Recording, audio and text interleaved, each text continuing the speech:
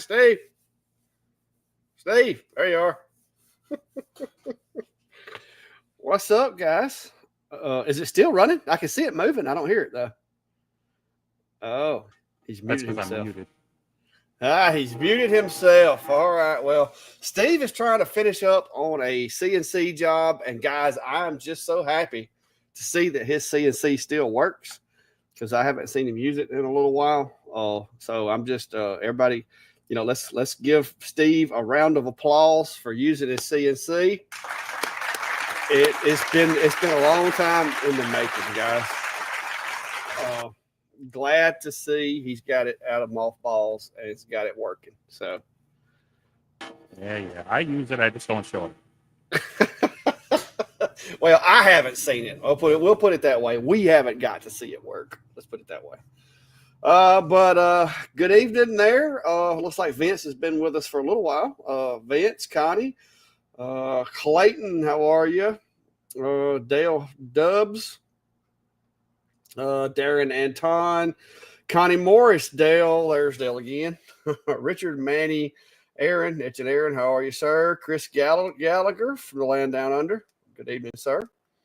Peter Lapine, name sounds familiar. Haven't seen you in a little while though. Thank you for stopping by. Robert Giglio, Nipa, Brian, how are you, Brian? Yep, lots of turkey going around these days, I hear. Lori C, welcome aboard. Keith Boardley, we'll go ahead and pin your question and we'll get to it as soon as we run through the announcements and the hellos here. Mr. Jim Pitch from Wichita, Tim Keller, Michael Sellex, Ralph Strasser. There's Brian again, 8 degrees up there with Steve with that wonderful weather. Brad Ham, Jim Pitts, just X, that's it. Tom Baker, Craig Cott, Kevin Hallbecker, Cornbread Crafts, Scott Johnson, Mark, Multicraft Neo, Don Lewis, Robert Lowe, Mark Patterson, Roger Cart, David Allen, the guy with a great name, Brian Smith, of course, Dawn from British Columbia, hello, Chuck Peterson, Tim Arthur, Radu, the Impaler from Milwaukee, Patty Wright, Gillette. Let's see who else. Team Destruction. Hello. Rob Fight. Michael Browning, Ken LaPlatte, Mark L. Colson Medium LLC, West Virginia. Hello. How are you? Minnesota Made, Miss Barb, or Barb. I guess it's a Miss Barb. Anyway, Barb LaVon. Fresh Schmidthammer.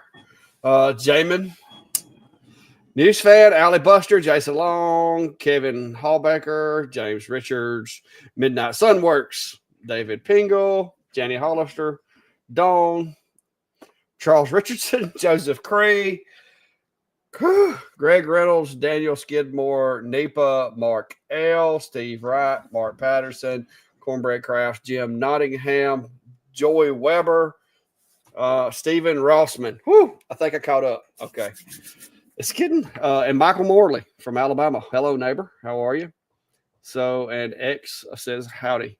So it's getting to where it's a little harder for for me to keep up with everybody coming in. If I overlooked your name, sorry about that. Try to give everybody a shout out, but more or less, just if you have a question, throw it up there. If you want us to notice you, just keep putting something in the comments, and eventually one of us will notice it. So Steve, did your job complete? Okay. I think it did. Of course, I was so rushed I forgot to video any of it. So. Oh wow. It'll be okay. The video. So would you like to at least explain to folks what you're doing with your CNC over there that has brought it out of retirement? Well, this is my story. I'm just telling it how I see it,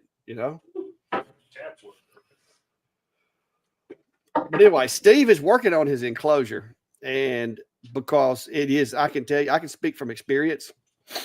Making those doors, it's a lot easier with a CNC to make that door and kind of make a little recess for that acrylic to sit down in than it is to put it together any other way. I've actually got a file on my CNC that is opening for JTech Photonics 12 by 24 acrylic. So yep, and that's exactly what I got here. Is a sheet of that acrylic, and it needs to go in this door panel for the front. So I just made a basically, if I can get the camera to show this, there's a recess, so that should hold the acrylic in there, and then there's the frame. It's about a quarter, well, not quite a quarter inch smaller than that. And I will just kind of, on the other one, I think I just drilled some small screws in there because I didn't want to glue it in case I didn't like it. Yeah, that's what I do. Just very carefully drill corner screws and put in there. Yep. So now I will tell you this: the thing that I did learn is you'll have to either round the corners of your acrylic or take a chisel or something and kind of sharpen the corners of the. Well, yeah, I mean, your other option is to add just a little bit of a dog bone, and that rounds out the corner for the square peg. But I'll end up probably just chiseling those corners square. That's what I did. I just took a little small chisel and just tapped. I mean, because it's literally 3 millimeters deep. I just tapped that little corner to get it smoothed out, or I can lay it in there. Yep. But the nice thing is, this is. Now, let me get this unplugged.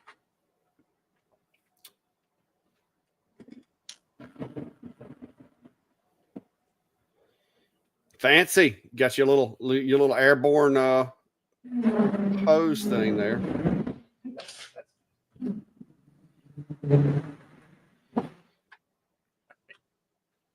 So the enclosure is getting pretty close. Adding the door there mostly finishes off the structural build. I'm probably still going to get a piano hinge. I just have a couple of temporary hinges on there for now. And I'm sure that'll be there for a couple of years till I actually get around to it. But I still need to, I'm going to be adding some lights. I got to mount the camera in there. And then double check my, well, I probably need to check my inlet as far as air. I haven't 100% sorted out just how much that needs or how I'll do that. But yeah, I 3D printed a port for the backside right now. This is just a 4-inch port. As I upgrade my piping to 6-inch, I'll then be able to cut out a large one and have a little more airflow through this. But yeah, hopefully I also am going to want to get some paint at least on the inside before I add the camera and the lights and all that. So hopefully over the next few days. I've been kind of jumping between things as I get time on one or I need a break on the other or whatnot. Just I've been playing with the Reno, but I ordered some things based off of the live stream feedback and good old between Amazon and the Postal Service. They're supposed to show up today and decided, we're going to wait a couple more days. So I called an audible and jumped on to something else. And yeah. Well, on my smaller enclosure, I've got the strap hinges. You know what I'm talking about? They're basically like they're straps instead of the little wide hinges.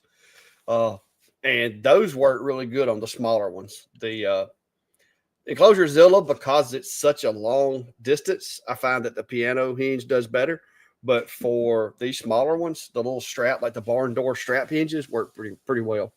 Because you're not really wanting to seal it completely, just like you said. Right. You're gonna need some way for air to get in there, whether it be by some kind of a adjustable inlet or a blast gate or whatever. You're gonna have to have some way to allow fresh air to get in there for it to operate.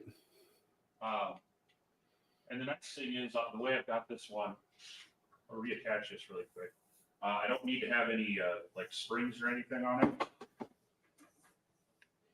Yeah, that's the way my smaller enclosure just kind of folds back. Yeah. Now, what you will find yourself wanting to do more than likely is making yourself a little wooden block to put up there for the door to rest on so they don't flip all the way back. Well, I will show you that here in a second. So that was the one thing that with those, like I said, with these little quarters with the slanted doors like that, that's kind of the way I Like, let me see if you can see it from over there. Well, yeah, you can kind of see the door on this one. Same basic design as what you got going on there. So I actually have this down just a little bit, so it's just going to rest up on this. Oh, it works out pretty good. Yeah. Section anyway, so yeah. So once I get the acrylic on there, get some paint on there, and whatnot, I'll test out, and then I need to double check some measurements because I made up my design, I made the plan, and then as I'm building, went nope, change in direction there. So I got to go back and fix that. But I am planning on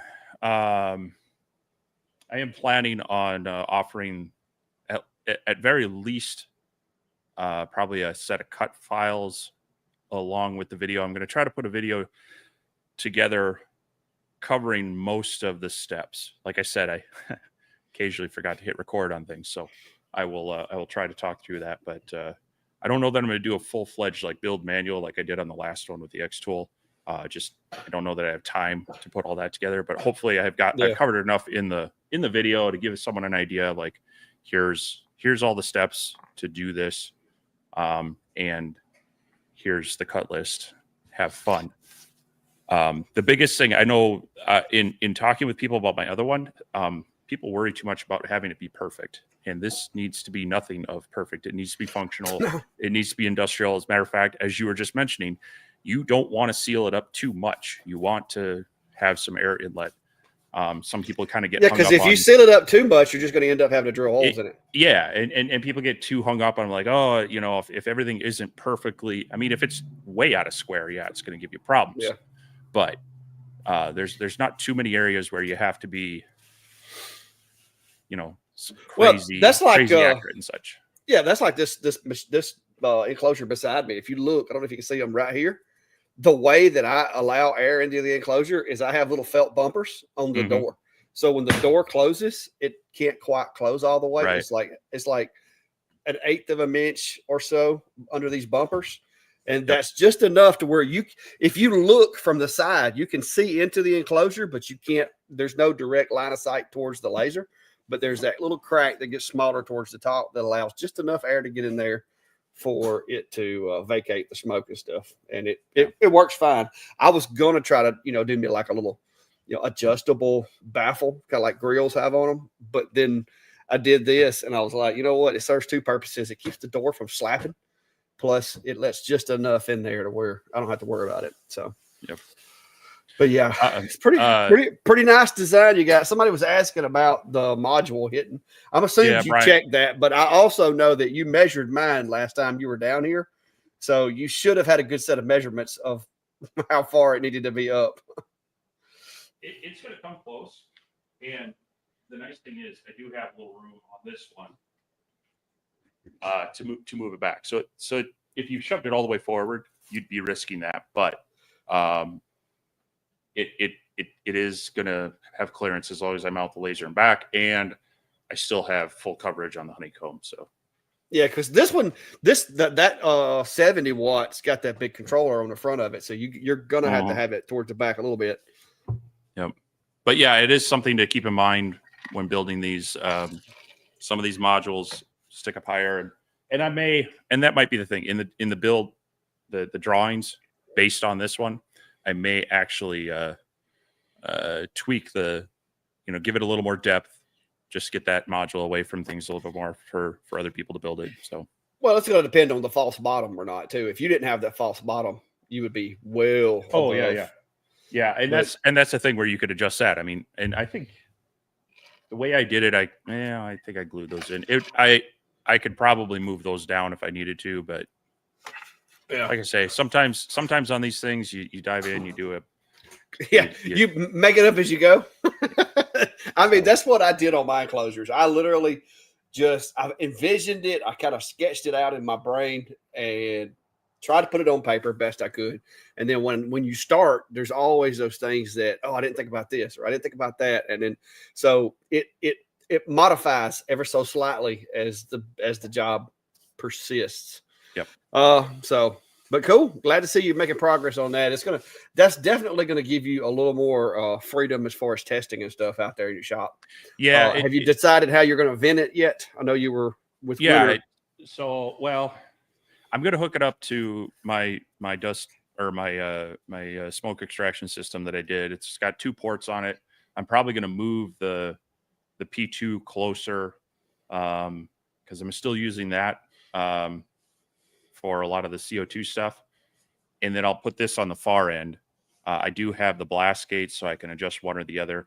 Ideally, and I'm kind of still going through a possible shop rework out here, and I don't want to cut in a 6-inch hole to upgrade to a 6-inch exhaust, which I know I need to do and I want to do, but I want to make sure it's where I really want it to be before I start making Swiss cheese out of this place. Yeah. So those holes are easier to put in than they are to repair. Yeah. So I've got it in back, and I've actually baffled in underneath the so I'm trying to have it do a downdraft. So I have the honeycomb panel in there, and that's got kind of some plywood rails that it sits on, and then I've baffled just on the outside of that and kind of angled it to the back as well. So it still covers the bulk of the honeycomb, or it covers all the honeycomb plus some, but then it eliminates the extra on the sides. It eliminates the extra dead space up front and kind of just funnels it towards the back. So it helps. It's going to help improve that airflow, hopefully. Yeah. But we'll see. I mean, it's all theoretical. It's just based on some experience stuff. And we'll see how it works.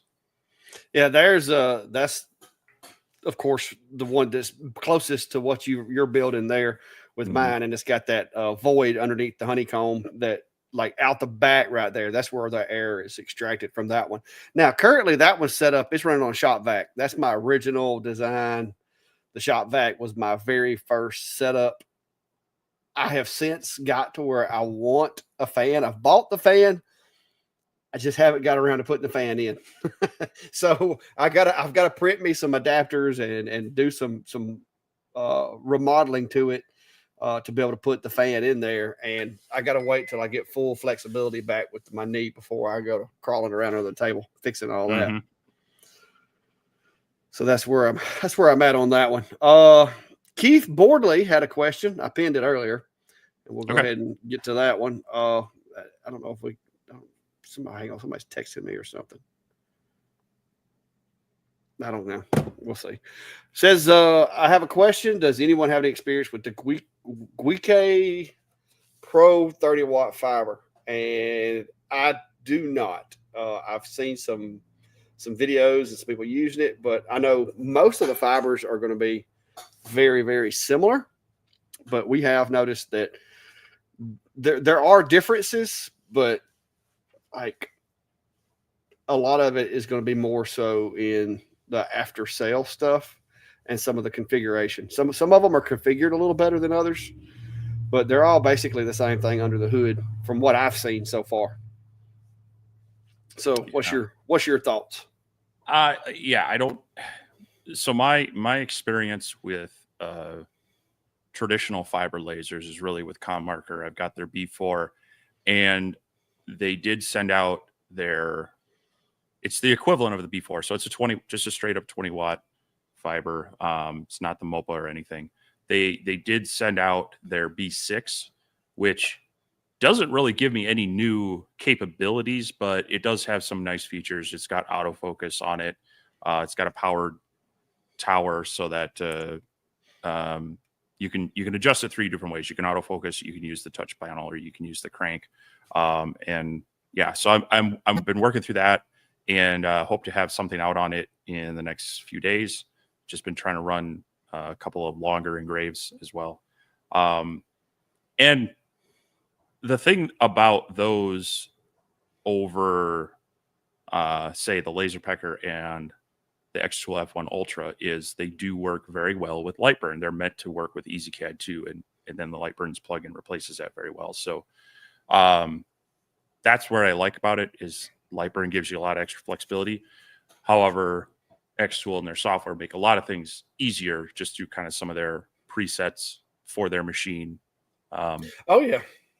So if if you like tinkering and figuring things out and adjustments and figuring out your settings and stuff like that, you can get one of these guys and adjust it and get everything the way you want it, and they run really, really well. But if you're one of those types that I just want a machine that I can set on my table, put some material in there, and first try have relatively good results, then yeah, xtool and laser pecker give you an advantage. But I would say xtool is probably by far you get the most advantage because they do have a very extensive library for jump off settings, and most of their settings are pretty darn close. Like occasionally I'll find a little bit better tweak, but most of the time if you use one of their settings, whatever the material is, it'll be usable. It won't mess it up.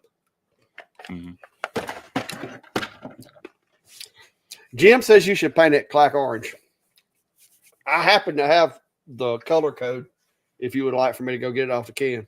I don't think they allow that color up here. But I'm gonna tell you, I really think it would look awesome if you painted it like that. Look at that clean honeycomb right there, by the way. Look at that nice clean honeycomb.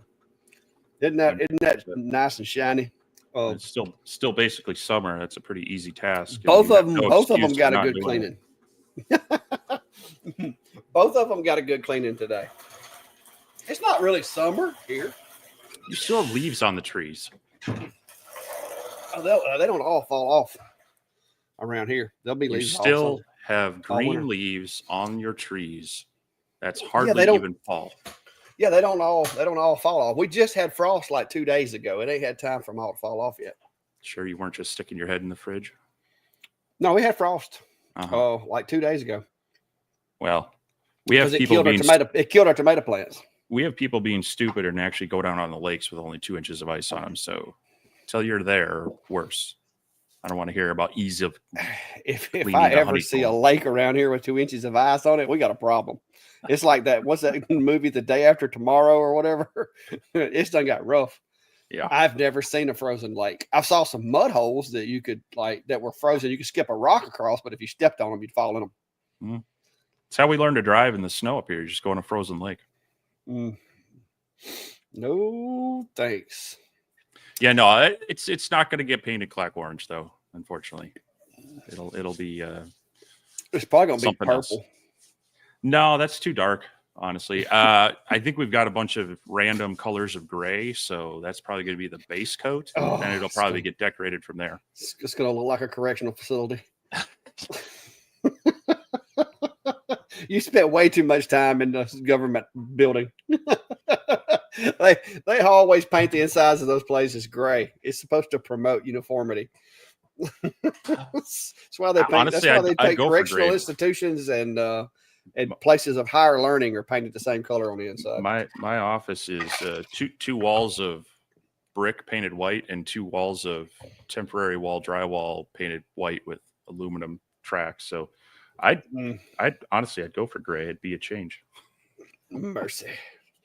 Let's see. Hayden Kane says, love the shows. Where can I get the screws and blocks that are compatible with the F1?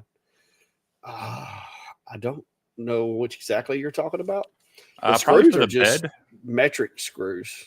They're thumb screws, though. Hold on a second. I believe. No, I'm not sure. I think they're M4. I did order some for one of mine. And now I'm second guessing that because that may have been for the laser pecker. I'm not sure the same, but another smaller than the ones that come with the Ultra. Right. I don't remember what size. Yeah. I'd have to check. But you can, if you look up here, I'll share a link. Knurled thumb screws is kind of what you're looking for. And you just got to double check that they're the right diameter. But yeah, they're going to be metric.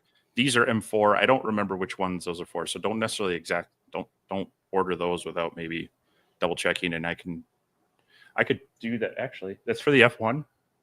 Mm-hmm. See, mine's out there in the trailer, so I'd have to go dig it out. I've got my Ultra sitting over there, but I don't have my F1. I just need to see if I have my hang on, my screw set. I've got mine here. I just don't know that I have matching screws for it. Screws off of the bed in here, though. Let me look.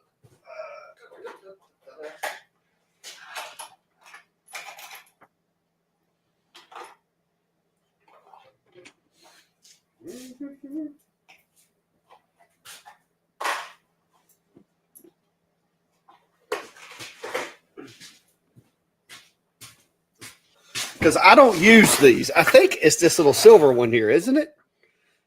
Is this little silver one? Yep. Okay, I think these are M3.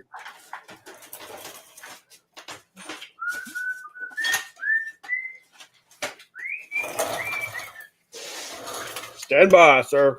Yeah, all this work to try to answer the question. I feel so disorganized right now. Stand by. Let's see. Now I have this noise. I have this, sir.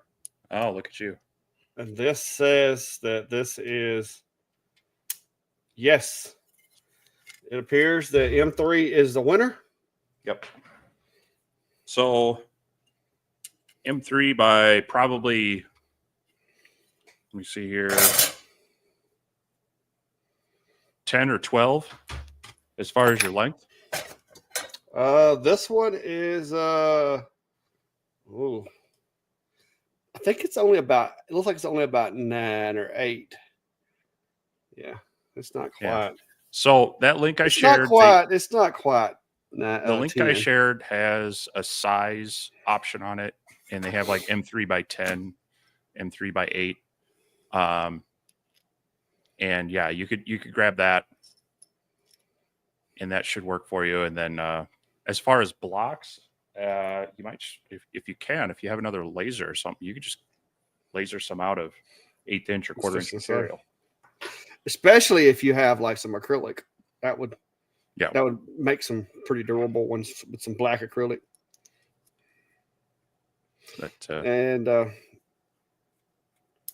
But yeah, the one for this is the Ultra one right here, the black one, and I'm pretty sure it's going to be M6 or M5.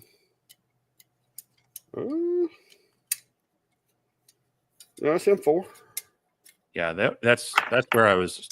The other ones I had ordered were for, I think the LaserPecker 5 and the F1 Ultra have the same size. So, well, see, I don't use this very often, as you can tell by it being nice and shiny.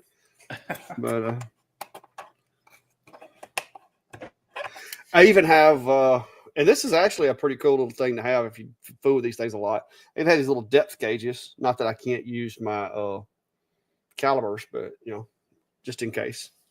If I wanted to see how deep a hole was, I have that. Anyway, hope that helps.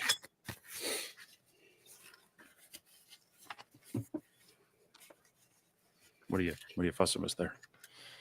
It's got this neat little pouch that it comes with. And I'm just OCD, so I got to put it back in the pouch. There you go. Look at that. Woohoo! All right. Brent's asking, is 3/4 inch wood too thick for laser engraved wooden coasters? Well, they'd be a little thick. They're thicker than your average one, but yeah. I mean, there's nothing that says they can't be that thick. I've seen some, like marble coasters that are pretty hefty. It's really up to, I guess, what you or the customer or whoever wants. Generally, I would go. 1/4 inch gets a little thin depending on it, but between probably 3/8 is about average. But you see a lot of 1/4 or 1/2 inch. 3/4 just it tends to get bulky, especially if you have a set. But yeah, nothing to say you can't do that. I threw this up there a while ago. Good evening to you there, Eric, over at Valley Forge. I guess he's been hiding at the beach. Yeah, he's got where he just stays at that beach all the time now. Every time he does a video, he's over there walking on the beach. Well, good for him. If I go beach walking right now, it's going to be chilly. But yeah. Let's see what we got here. Yeah, Radu, I was watching them while doing some work today, and I tell you, that was not, they were making me worried, but they pulled it off. So a win's a win.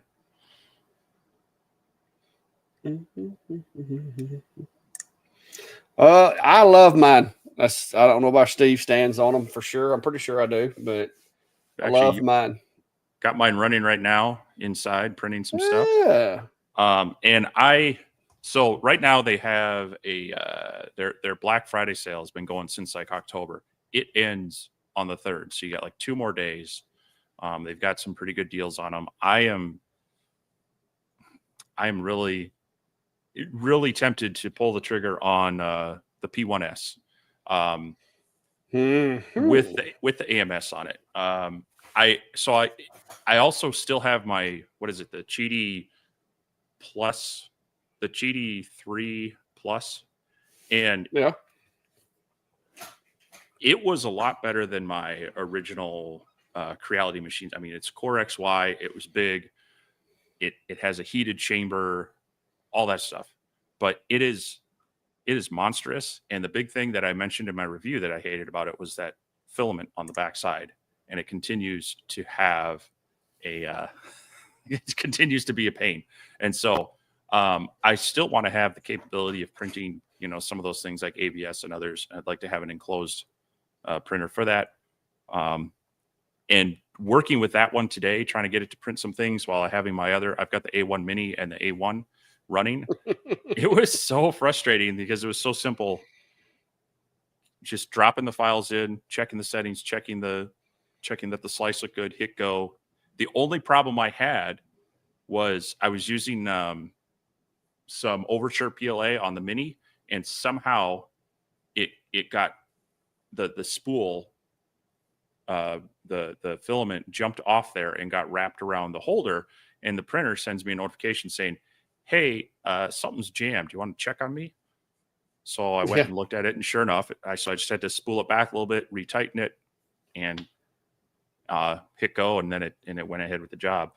Whereas the other one, it has a filament sensor, but if it deactivates itself, you have to go back in and reactivate it. And so I'd start a job, and all of a sudden I notice, the filament broke or something, and it's just printing air. So for ease of use and without being frustrated, it's hard to beat those Bamboos. I like them. Like I said, I'm probably gonna fork over the money for the P1S. I don't think I need the X1C at this point.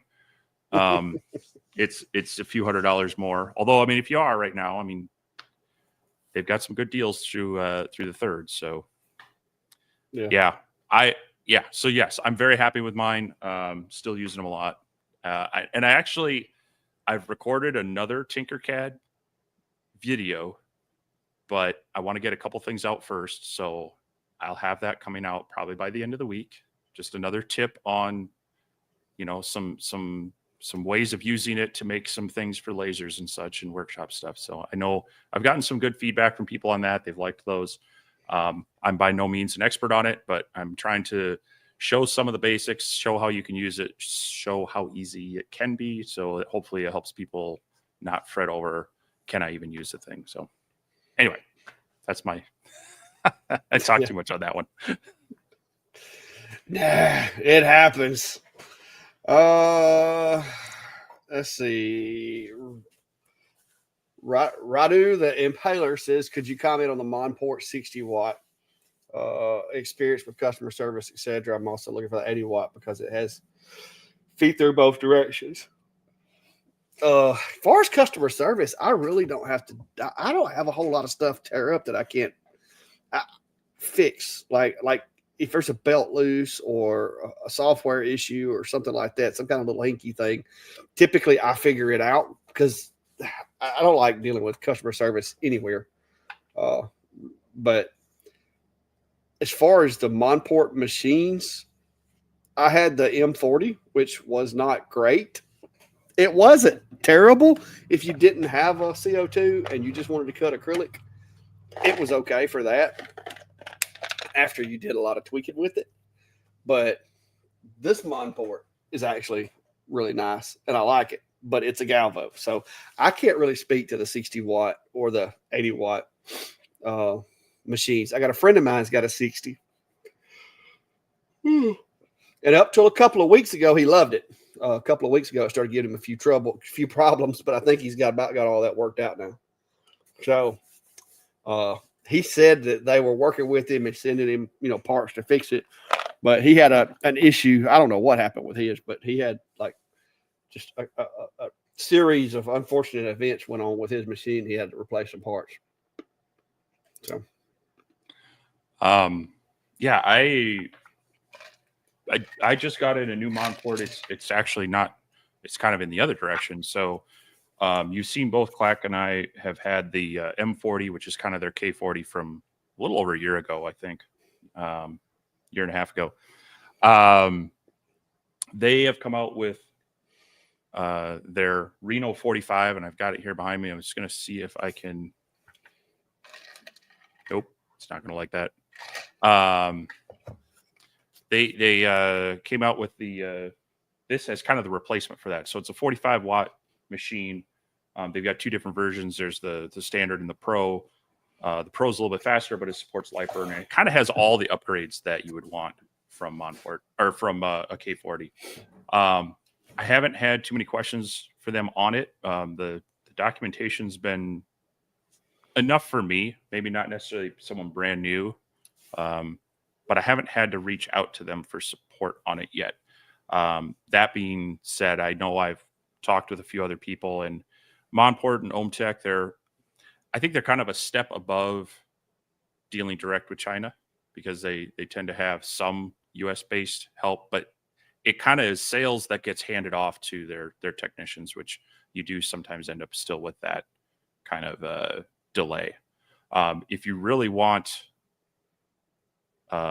immediate support, you're gonna be paying for it up front with the machine and in some of these companies. So, but yeah, that is a big thing. I've had friends who have worked with some bigger laser companies and still have gotten sketchy support on them. So that is kind of it's the magic 8-ball. Because I know I've talked with some people who have had horrible experiences with atomstack and horrible experiences with xtool, but he also talked to those who have gotten things resolved quickly. So it's a little bit of the roll of the die, and that's kind of what Clack and I do here, is to bridge that gap a little bit, try to help answer some of the questions. Now, when it gets into mechanics that are broken, you still end up having to work with the company.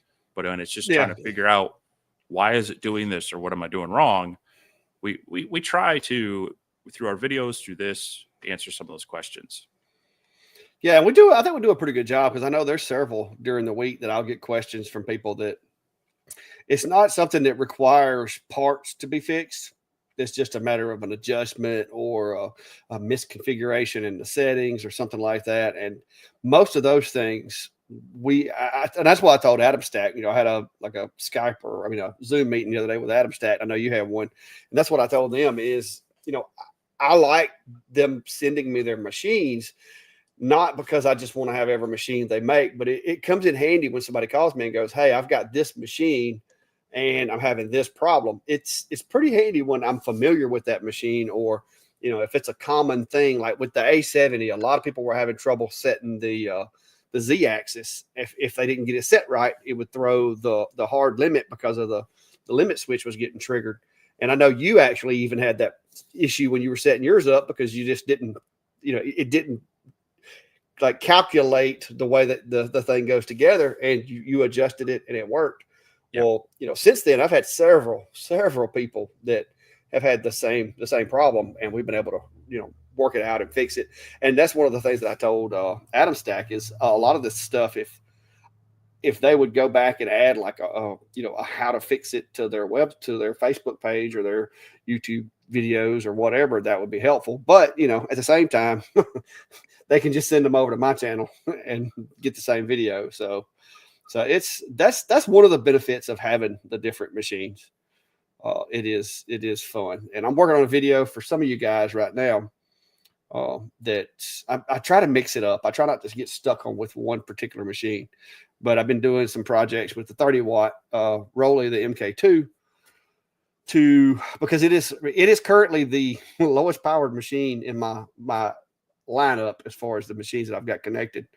And I'm wanting to do some hardwood projects and show you guys, the steps and what you can do. And so I've been using it because it's not really fair me use a 70-watt because that's not many people's going to have the 70-watt. Yeah. The 40s are getting more common, but I think the 20s and 30s are by far the most common machines right now. Yep. Yeah, I would agree with that. Sup? How are you, sir? Mr. Ballard? Hey, Ryan. Making a late appearance. Been hanging too many Christmas lights. Well, yeah, he stays busy. He's probably like us. He probably stays busy. Let me go grab these projects over here for dry. Yeah, he said he's booked up for a couple more weeks. So I imagine going into the dark, getting those set up, long days, but hopefully it's well worth it. S3 1965. Do I have a camera in my xtool enclosure? I do not. When I designed that, I was looking for something that was low profile, that was semi-portable. Really wanted to be able to use it in my basement workshop. And so I really, and I came from my bigger, that was my second diode. And I came from my big cabinet CO2 machine that, they had talked about cameras and how you could add them at the time, but none of them came with it. So I was really used to not running with a camera. So I didn't really think of it, and it's kind of low profile. So it doesn't, the way the drawings are, it doesn't really have the height you would need for a good camera. So I know some people have taken the drawings and modified it to work better that way. But that's kind of like with this one now. I've had more lasers that have stretched that footprint. So even like the latest sculpt from the SF9, that wouldn't fit into any of my other ones. Should fit in here. So if I want to, drop that one in and do some work with it, the longer B1 series, it's a little bit bigger. That's where this one should have enough in there. I still kept it. I didn't make it too tall, and we'll see. But I was trying to find that balance of, making it fit and do the things I want, but I didn't want it to have too much volume and extra in there. So yeah, I don't plan on modifying the original xtool enclosure for anything. Just going to kind of start rolling with this slightly larger style. Cool. But I went and got them, so I'm going to show them to you before I go. But I'm working on a video. I didn't get through with it today, but I'm working on a video that I'm going to show y'all guys tomorrow. People have been asking me, because of a lot of the CNC projects I've been doing, they're like, oh, I wish I could use that kind of wood with my laser.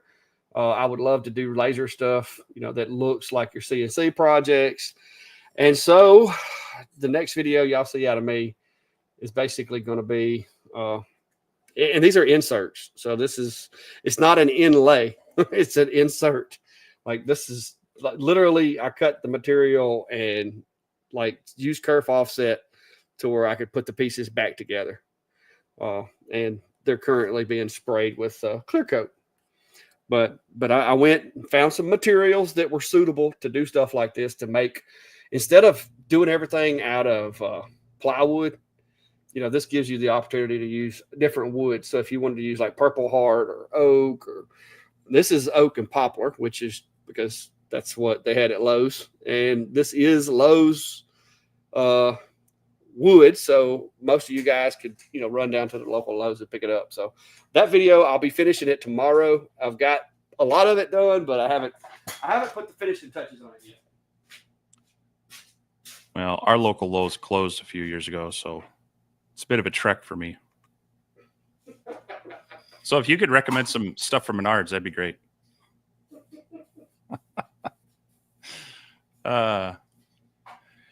Jeff, Midwest self car wash is the ideal honeycomb washer. That is true, but here, I again, where I live is kind of a micro metropolitan area. It bridges the gap between smaller outstate town and bigger, Metro City.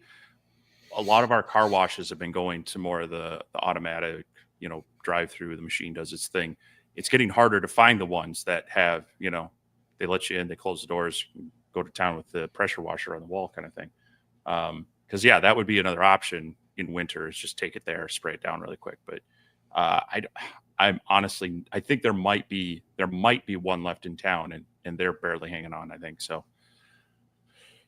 But those are a good option when it's not, freezing liquid outside.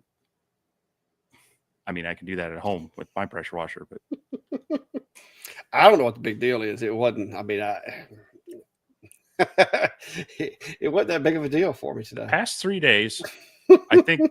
So, like today, it got up to 17 or 18. Yesterday, it wasn't even that warm. I mean, it's been chilly.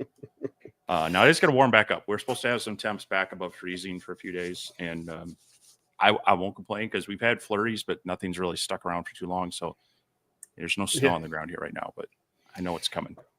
Yeah. Corey, my experience, 20-ish inches is about where you want to be with most cameras that I've tested. Now, I'm not saying that there's aren't some that work closer, but I've built and used a lot of enclosures. I've used them like say with this machine, with it being a 400 by 400, you can actually get away with being closer to the material if you use a fisheye camera. But ideally, you'll get a little bit better, in my experience, a little better consistency most of the time if you can go a little higher, because the angles aren't as sharp when you go higher for the calculation. Now, the good thing about the MK is with the honeycomb being the way it is, it's pretty easy to index stuff with it anyway. I mean, it depends on the camera as well, but the less wide angle you need to cover your work area, the easier it's going to be to calibrate. But I use them for rough alignment. I don't expect to be spot on. So I'm okay with it, because I know not to trust it. I know not to expect it to be spot on. So if it's something where it's good enough, it's going to hit the material, it doesn't matter, that's fine. But if I'm doing an object where I have a pre-cut round object and I want to make sure it's centered on there, I am not going to trust the camera. Yeah. So. Yeah, I don't. I don't trust cameras that much. Cameras are a good tool for estimation, but it's just that, it's an estimate. It's not an exact calculation. See, institutional grays, call me. Hey, I mean, that's the reason they use it in all the prisons and the schools and stuff. But whatever. Yeah, Chris, I mean, he's going to have to come up here to do that himself, because I'm not doing his work for him. So, yeah, I guess we'll see. The rumor is in 305 days, he won't be so busy with stuff. Well, I'm counting that you're going to need a day of rest, because, it's going to be a big party and all that. So we'll see. We'll see if he dares wander up here, the frigid, cold north. I think I will eventually. So we'll see.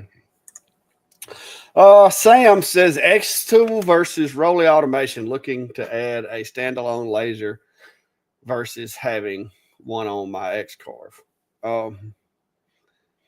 If you're used to the Xcarve and you've ran the Xcarve, I don't know what software you're using, but in my opinion, it would come down to mostly which software you prefer. I mean, both machines, whether it be the Rolly or the xtool, S1 has a little bit bigger work area. If you go with the D1, you're going to have a little less. If you go with the 20-watt D1, I guess they're still selling it. You're going to have a little less power than the Rolly.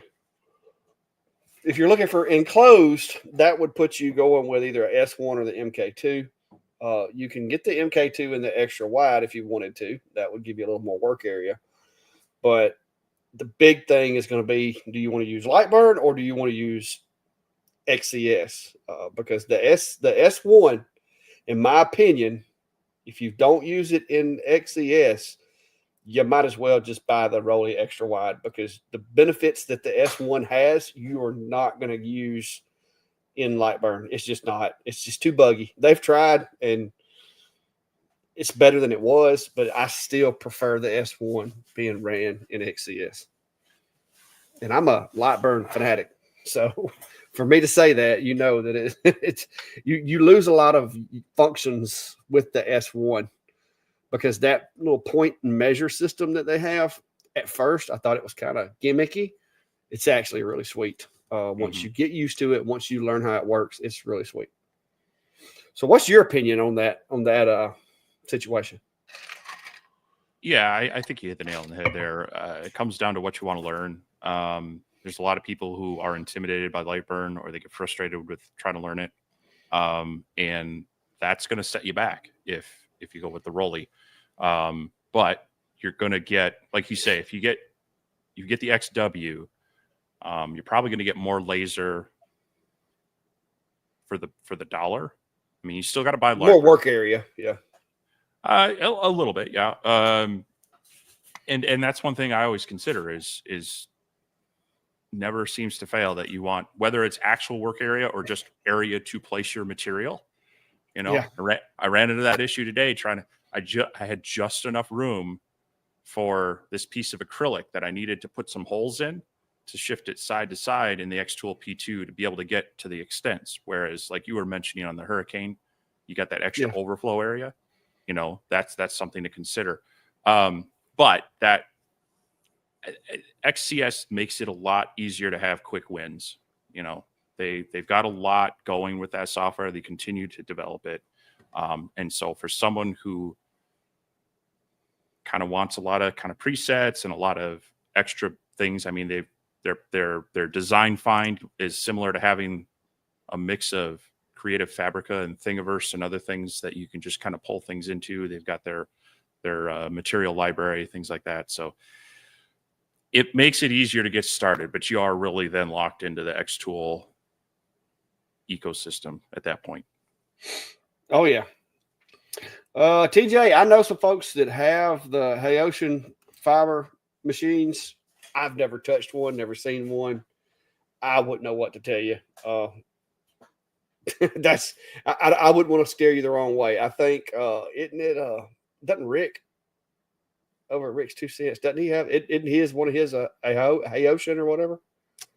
I'm not. I want to say one of them is. Yeah.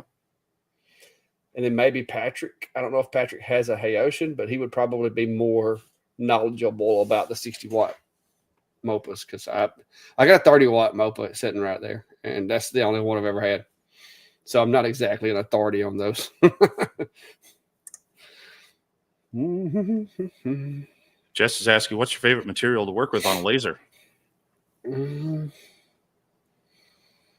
It depends. I mean, because it depends on what kind of mood I'm in, what I'm wanting to make. I love wood. Wood is that's what got me into lasers. I love wood. I don't necessarily love plywood or MDF. I love like real wood. And that's one reason why I catch myself going to the CNC so much to make things, is because I like that actual, like, you know, I like real wood, not plywood. And so that's one reason why the video that I worked on today, people had asked me, it was like, oh, I'd love to make stuff like that with, you know, real wood like that, but all I have is a laser. And after about the third person made a comment similar to that, I'm like, but you can still do it. It's not going to be the same, but there are ways that you can still use, you know, regular wood instead of plywood to do stuff. I mean, because, you know, I've got, you know, the laminated MDF and stuff like that looks cool for making ornaments and stuff like that. But I also like doing, you know, the real deal like this. So that's what I wound up doing. Yeah, I'm kind of with you on that. I got into lasers for a whole different reason, but in doing woodworking and such, it's a mixture though. I mean, for making structural things, plywood's great.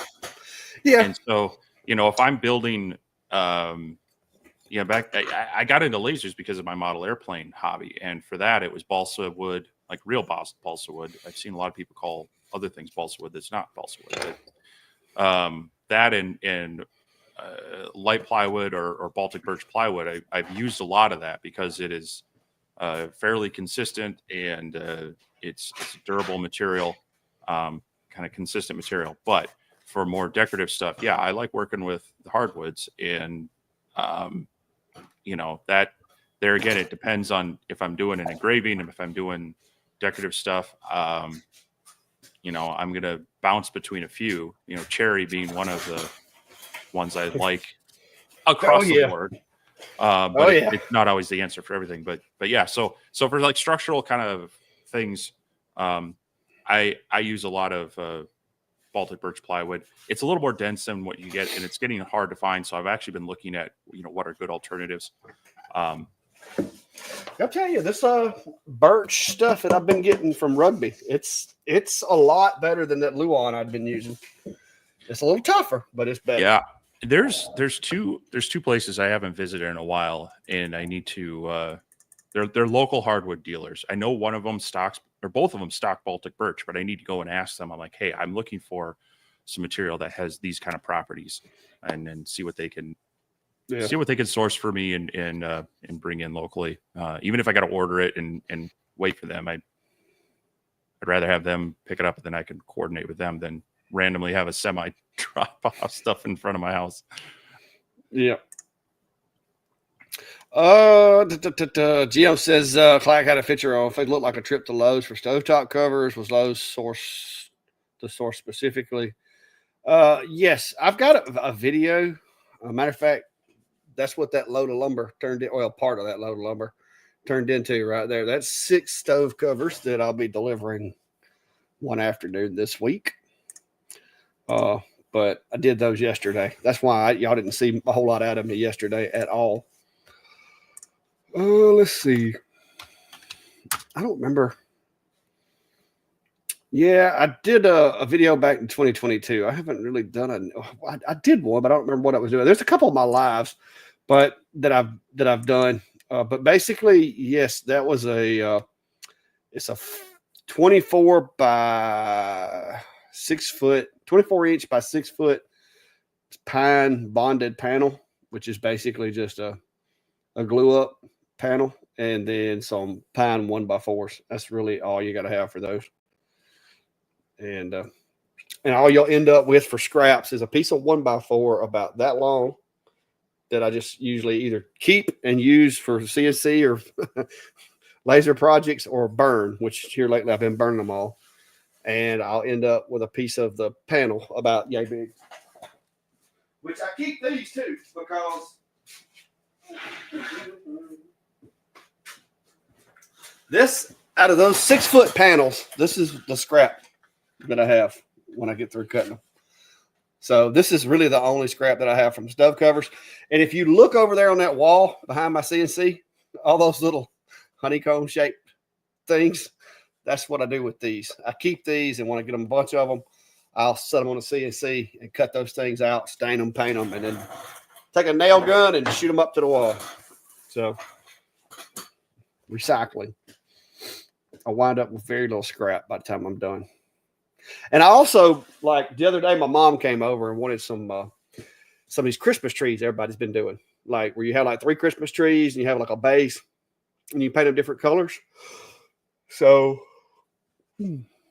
I took and created a file and I made 3 of those for her out of these right here. So I made me a file basically to where I could cut the Christmas tree and the base out of just one piece of this pine here. So I have that file too that I just created this past weekend. Alan Jones is asking, how is the Reno 45 with cutting acrylic? So I did do some of that on, I did a live stream the other day, testing some stuff. And so did this is like just under 1/8 inch and it's transparent red. Did that in one pass. I want to say it was 6 or 7 millimeters a second. Then we ran some clear acrylic. There we go. That's closer. It's a little under 1/4 inch. I had to run 2 passes at 7, and it did cut through that. And the edge, if I can get it to focus on that, the edge is pretty good. Yeah, mostly polished, so it can do it. And not terrible speed. This one, it's a 45-watt tube, and there's some. This is one thing I've actually reached out to them to get some clarification on. The manual has a whole list of kind of recommended speeds and feeds. They also have a chart in there of what the power percentage to milliamp rating is. Now, this doesn't have an actual amp meter on it, so I can kind of show you. There is the book. And so there's a nice little label on here that says maximum current for the tube is 20 milliamps. So according to this chart, that's 55% power. So that would be like running it at, that's your 100% power of this one. Anything over that, you're risking destroying the tube and reducing its life. But in the back, where they have suggested parameters for cutting and such, they list, running acrylic at 60% or 10 millimeter at 80 and 15 at 90%. So they're a little conflicted. So yeah, I reached out to them and said, hey, what's really the milliamp rating on here? What is the maximum that it should be running at? So we'll see what they say. But at those speeds, those are running it at like 50 to 55% power. And I did cut out a whole, this is just like the center part of a whole snowflake ornament I cut out. So it can do it. It seemed to cut pretty well. It left a fairly glossy. I mean, this is fairly smooth. It's not very sharp. So for cutting acrylic so far, good. But as far as comparing speeds, I got to find out if I'm actually running it at the power I should or not. Fred says Cody has a great Genie Bit pack on sale, but yeah, I'm all stocked up right now. He put together like a pack of bits, and I believe he discounted everything else in the site as well. So if you're just looking for 1 or 2, definitely worth jumping over there and checking it out.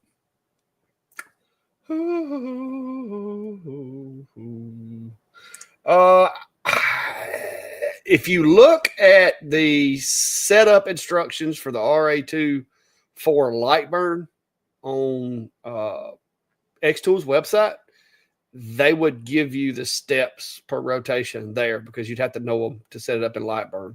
I don't remember what they are. I have used a xtool rotary in Lightburn, but it's been a long time ago. So I wouldn't know what to tell you exactly, but I do know that they do have instructions on how to set up the RA2 for Lightburn. And in there, they would have to disclose to you what the steps are for that to be possible. So look there, do that. AGT, it's not really I wouldn't call it an inlay because that kind of means that it's like laid into a socket, so to speak. It's more of an insert because it's 2 pieces that have been cut, and then I'm taking the one piece from the one piece of material and inserting it into a void in the other piece of material, but it goes all the way through. So it's not like I just engraved an area and set it down in there. It like literally goes all the way through it. So it's sort of an inlay, but I would think it'd be called more of an insert. Just going back to that other one, I haven't run the rotary on it on the B4 as far as the RA2, but the support shows 128 as the what you would use in Lightburn.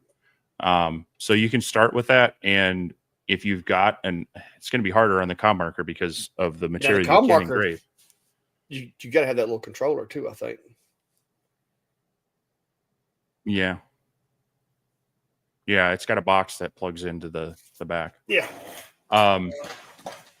But you can use that, and what you do is you end up drawing like a 1-inch square in Lightburn and then running it, and you can kind of adjust up or down. You need to measure it with like a flexible tape kind of thing, and then you can adjust up and down until you get it dialed in.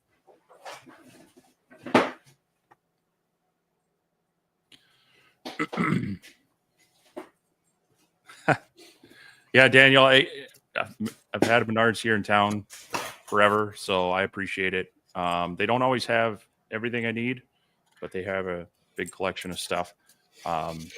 We have a Menards and a Home Depot right next to each other here in town. There used to be a Lowe's that was a little way away, and I think they just set up shop in the wrong area because people didn't want to go there. Because there's Menards, there's Home Depot, there's Fleet Farm, there's Tractor Supply, all kind of in one block. So it's easy to jump between the two and get everything you need from that standpoint around here. Yeah, this is like a 5-pin to a 4-pin adapter with some kind of control board inside here. But you have to have that with the com marker.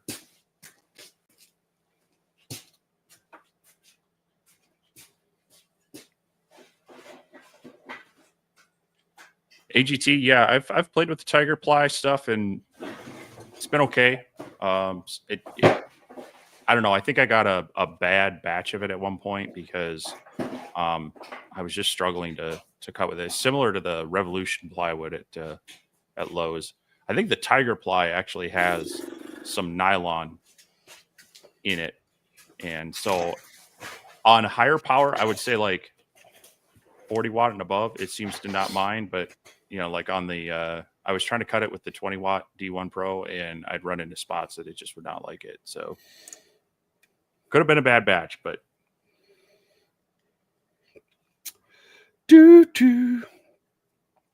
Multi-craft saying any settings to cut an 1/8 inch black acrylic on a 20 watt diode. Mine cuts 225 per minute, 100% with 2 passes, but the edges are scorched. I could usually get some pretty good cuts on black. Now, any other color, good luck. But you're just going to need to test and make sure you run plenty of air assist because acrylic will weld itself back together behind the cut. Yeah, I cut some just yesterday with the now it's a 40 watt xtool S1, and I was running about 7 millimeters a second, which would be about 420 millimeters a minute. But that was a single pass, and it was 40 watts of power. So, and it was fairly clean. But that is one of the differences between the diode and the CO2 is just it doesn't quite get as smooth and polished of a cut. But it shouldn't be too scorched. You should be able to be fairly clean. So I don't know. Any thoughts as far as that issue? Like maybe a little less air? Well, I would try to get it down to one. If it's 3 millimeter, especially, I would try to get it down to a 1 pass. There's no reason with a 20 watt diode that you can't cut 3 millimeter black acrylic with 1 pass. And make sure you got plenty because that first pass, it's never good. The cut's never going to look as good if you have to do 2 passes as if you can do it in 1. Now there are situations where like really thick material you have to go multiple passes, but with 3 millimeter acrylic, it shouldn't be a problem. Well, let me see if I can do a test. I could do it on the ASMR. It'll be 24 watt. I think I have some here. Let me see what I can get. But one thing is if you can adjust your air, acrylic is one of those things where too much air can actually cause a rougher cut. And so if you can adjust that down, that can help. But let me see if I can get this hooked up and tested. Or are you doing the same? I'm gonna run a 10 watt. All right. Well, I don't want to leave us both doing stuff. No, I'm good. Go ahead. I was just gonna do the 10 because that's the week. I mean, I can put it on 30, but that's still more than 20. Yeah. Well, so I just don't want us both kind of mucking around with them sitting here watching us work is all. They don't mind. Yeah, Barb. 12 degrees. Minnesota's been a chilly state the past few days. So little warmer down here, but not by much. Jack says he let ChatGPT pick the settings for 3 projects today: stainless steel, belt buckles, slate coaster, and Arctic tumbler. They all work great. Yeah, you know, for certain things, ChatGPT and other AI things, at work we've done we've used it to create a baseline for some basic user support manual stuff. So we'll say, hey, ChatGPT, create a self-guided help for starting a Zoom meeting while connected to Outlook or something. And if you go through all the steps, it's actually fairly accurate. So there are certain things it's decent, but you do have to still trust but verify with that. So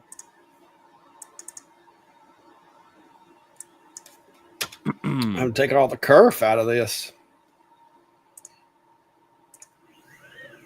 There you go. You got a little. You gotta stop bragging about the heat. It's actually cold outside right now. Yeah, I don't know that he'd want to show up in July or August because it's not going to be any different than it is down there. It's hot. It's humid. I keep telling him there's fall time's the time to show up here, but you got to be careful because sometimes it's a weekend. All right, so I've got this set. I've got this just at the engraving focus, and I'm going to set this at 5 millimeters a second for this little circle. See if I got my settings right. I might should have turned my other fan on.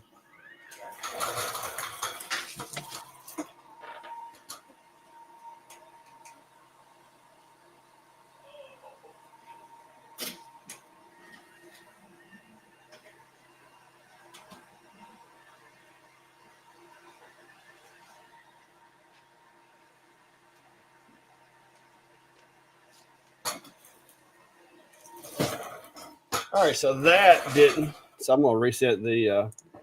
I reset the focus. I've got the focus running a little bit. I set it at the first little cut focus, and I'm going to take this from 5 millimeters a second. Since this is acrylic, I'm going to go ahead and drop it to 4. It almost cut through on that little circle, but I'm going to make that circle bigger and try to cut the corner off of this material so we can see the cut. We're talking about 1/8" stuff, right? Yes, 3 millimeter. I'm guessing that's what they're talking about. Ooh, let's see if that makes it through it. It appears it is. Yeah, that's what I've got on there is 3 millimeter. I'm not sure he's got numbers that go high enough if he was to donate that to me.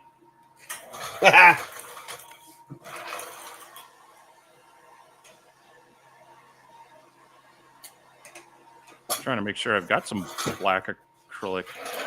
See, this was one pass at 5 millimeters a second. So it's almost stuck back in there. But that was me just trying to cut the corner off of it. So let me change it. That was 4 millimeters a second. So let me change it to 6 millimeters a second. Because like I said, sometimes 2 passes is necessary. So I'm going to set it at 6 with 2 passes. And we'll do that.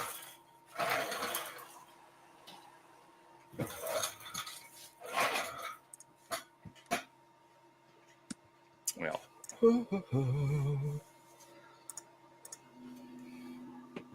swap y'all over here to my Lightbird. So once I get that up there, see, I'll use my little trusty camera here to place this, and I'm just going to try to cut this corner of this material right here so we can see what that looks like. And you should be able to see the machine right there. But I've got it flipped over to 10 watts. So this is not running 30 watts of output. This is just the 10. This machine's actually selectable from 10 to 30. And because we were talking about a 20 watt struggling with it, I figured I'd show you what I can do with a 10. And this is 2 passes at, I think I set it at 6 millimeters. Yes, 6 millimeters a second. So this should be more than enough to knock it loose.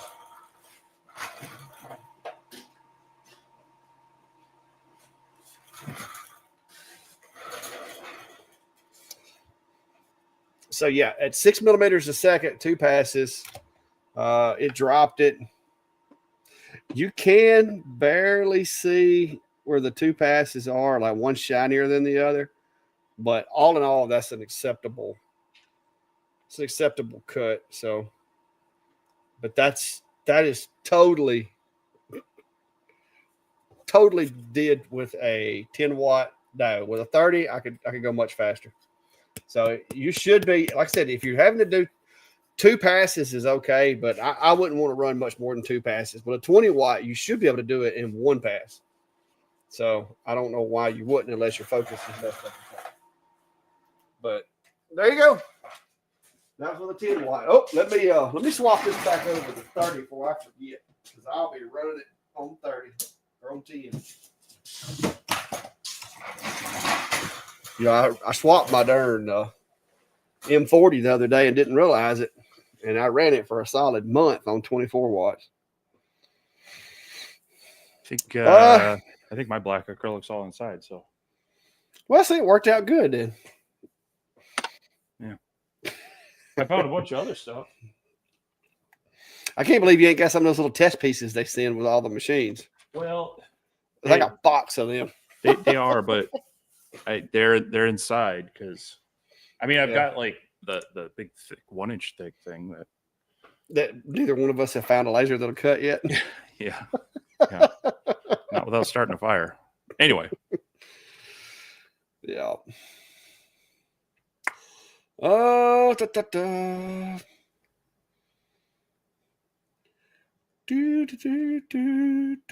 Oh, that's interesting. Robbie says Creative Fabrica has a good deal going on right now, $199 for a lifetime subscription. I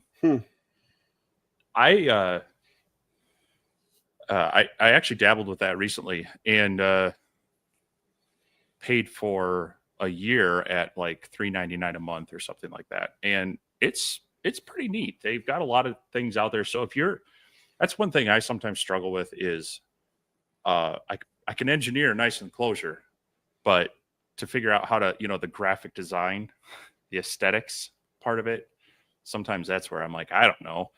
I'm always asking my wife, what I need to do some engravings on some stuff, what should I put on there? And if she doesn't give me ideas, this is what you end up with, So Creative Fabrica has a lot of designs that are meant for, fabric or paper or, laser stuff.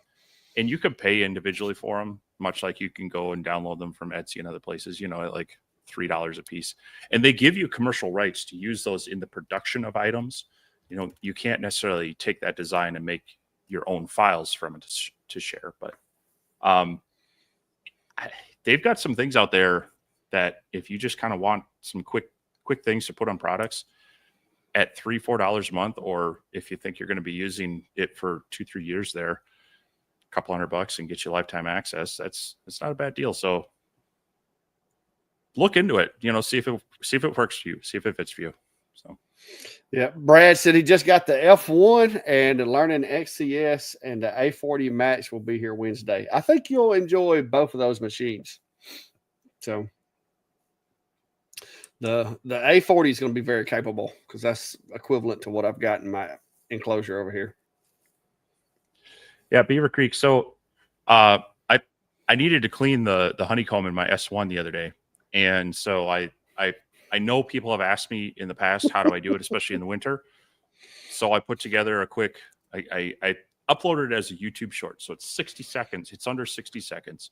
But you're right. I use Totally Awesome. I actually just use it straight out of the bottle, spray it down, let it sit. I flip it over, spray it down. You just kind of let that stuff soak in and then rinse it off.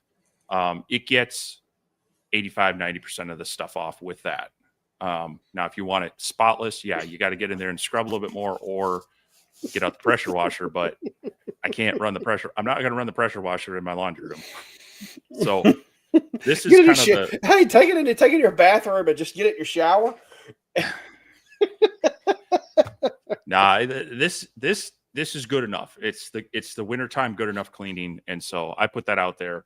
And so Clark thought he'd have some fun with me and show how you do it in the summer, because it's apparently still summer down there. It's not summer here. It's like we're in December. Warm enough that you're in a t-shirt. It's hey, wait till Christmas gets here. I'll show you what the Christmas at the Clack Shack looks like. We'll be running around here in shorts and a t-shirt. It's unreal. Now it actually we have had a cold snap lately. It's I think it's supposed to be in the 20s tonight. So yeah, it's 40 degrees. It is 40 degrees right now. It's supposed to be 28 after a while. See, look at that. I mean, that's cold. That's 10 That right degrees there is warmer than our highs have been the past few days. So I don't want to hear it. You're just angry because it's so snowy up there. There's no snow. It's just cold. And that's the worst part about it. It's not even pretty. Everything's brown. There's no leaves anywhere other than the dead ones on the ground. So Nancy's asking, do you know where to buy 16th inch hardwood? Species doesn't matter. A place that I get some stuff from that you can order, and they're a pretty good company, is I don't know how you necessarily say it, but Uchuch Hardwoods. They're up in Wisconsin. And they have variety packs. You can specify what you want. You can get various thicknesses, and they're pretty good about making sure they're finished well. So I'm going to drop the link to them. It's going to be a 16th thick. They've got some thinner stuff. It's not going to be. That must be ply. It's got to be plywood or MDF veneered stuff. No. I know they at least get down to 8th. But 16th, I've gotten some just anything with grain at 16th is going to snap really easy. I'd be depends on the material, but I've got some. So yeah, you look at their project ready wood, and yeah, they've got from 3/4 inch down to 16th inch. So you can pick from a lot of different species and the thickness. So yeah, and their place, they do pretty good with their stuff. As a matter of fact, they offer what do they call it? You can get a sample pack, but they also have, maybe it depends on, they'll have it's like their seconds box or whatever. It's like you order just a box of random. You can get thin seconds, so that's 3/8 to a 16th inch, and it's $25 for a 20-pound box of this stuff. And that's a good way to just get a random selection of hardwoods for some of this stuff. So yeah. See, this is some 16th that I cut with. It's actually mahogany, but it's very, very brittle if you ain't careful with it. But I skunked this on the table saw, which I guess it's pretty. This mahogany is pretty, but that's some good grain. If it had any cross grain right there, it'd probably be a little more brittle. So this is thin. This is a piece from them. Huh. It's very clean, very sanded, very smooth. So yeah, it's definitely something you can get, and I have it laying flat. What is that, maple? Looks like maple. It might be, might not be, but definitely check them out. They're a good company to deal with. And like I say, try out some of their sample packs or their seconds. So some of the seconds will have a few rust spots on them, but you get a lot of scrap wood to play around with, and there'll be some imperfections in them and such, but you can sand some of that stuff out or just cut around them. But yeah, I've worked with them. I've ordered from them a few times. Never had a problem with it.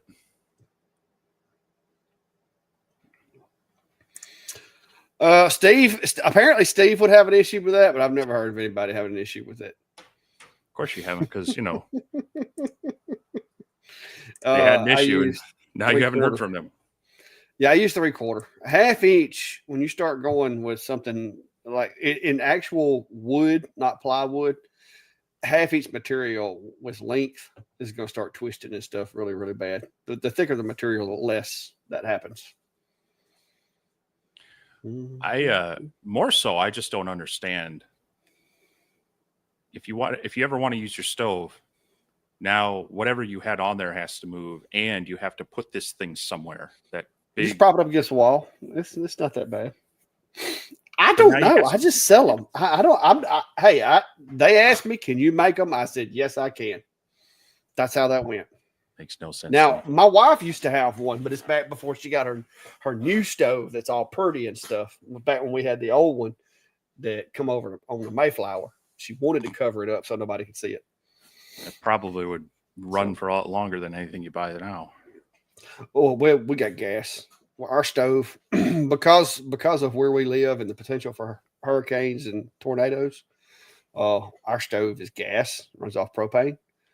That way, in the event that we have long-term power outages, we can still heat. So yeah, I mean, I've got a natural gas stove, but you know how many I replaced the old one because I thought, hey, I want a newer appliance. Dumbest thing I've ever done, because now I've had control board issues. I've had, all sorts of like thermocouple issues, and it's just new appliances suck. They are a little more problematic. Hers is not as the computer basically controls the timer and stuff like that, and there's some stuff in the oven that it controls, but the stovetop itself is mostly old school. You just turn the knob and it comes on. So, and then we have the gas logs in the living room. So in the event that we have a blizzard like we had back in '93 and have 2 inches of snow, we can stay warm for a while.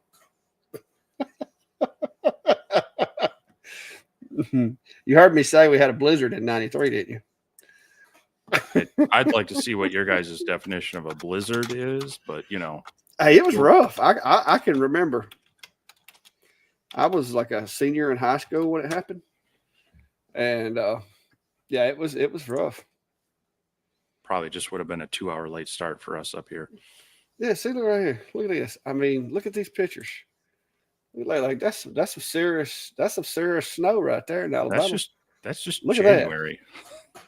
Look at that right there. look, car almost buried right there. I mean, it was rough, man. We don't get that in Alabama very often. Like that's the last time we got. That's the only time in my life I can remember having that much snow here. The rest of the time, if you don't get up before the sun does, you don't get to see snow around here. Well, the next time that happens, I want to see you out there pressure washing your honeycomb off. All right. maybe I will. Oh my goodness, killing me. I can't help it up there in South Canada. It's a little cooler. So Radu, yes and no. The rotaries are similar, but you need to make sure that whatever your control board is, that the pin out is the same, or you get an adapter cable for it. Generally, they're all going to have four pins to them. There just might be different styles, and so you can put a new connector on a rotary. You can get an adapter, and then you need to know your controller to make sure that your controller can operate the rotary, that the voltage and amperage is going to be supported. But typically on a lot of the open frame lasers, they're very similar, and you can either get just an adapter cable, or yes, they're going to plug in. And the worst thing you got to do is figure out the steps per rotation to get it dialed in. And yeah, we both, Clack and I, recommend the atomstack 3-jaw. I don't know. I haven't tested it with the longer laser, but I'm pretty sure that's got the standard square plug. The atomstack unit comes with 2 adapters, so you should be able to plug that in. The longer, is it the longer B1? Yeah. Yeah, it's the same. I've used the chuck with it before, and pretty sure I can go up there and get it down. But let me look. Well, I don't know that we need to do that, but yeah, I think it's going to be the same. I'm pretty sure I've used that one with one of my atomstacks before. Mm-hmm. Ryan, yeah, both of us are signed up to go to Workbench Con. Having not been there, I figured I'd go at least once. So just need to figure out I need to figure out how I'm getting to the Atlanta area. But and then Clack and I are got to figure out, lodging and who's staying where. But yes, plan is to be there. Not sure about days before or after. Like I said, I got to figure out my travel plans. But for the event, I've already bought a ticket. So at this point, I'm at least going because I've already bought a ticket. Brandy had mentioned she might go with me this year, so I may have to wind up buying 2 tickets. But I've already bought one, and for some reason, it would not let me buy 2 when I logged in. I had to just buy 1, and even though I tried to hit quantity, it just would not let me. So I'm gonna have to get with them. But she's probably not going to be going to any of the classes or anything, so I don't know. You know how that goes. So, but I was going to try to get 2 of them. Oof, we got way behind on comments. Or I have. Cody in the house. What's up, sir? How are you? We were telling everybody you got a big sale over there, just selling all kinds of bits.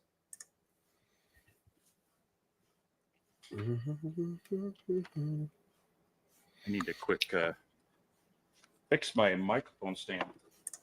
See, Michelle Worley said 93 was a blizzard. They had 3 feet. See there? Not woodworking, not bored. He knows about it. See, all my folks down here in the South know about the blizzard of 93. Because we ain't used to that. Like, I mean, we are not used to it. And Chris over there said he ain't never seen it snow.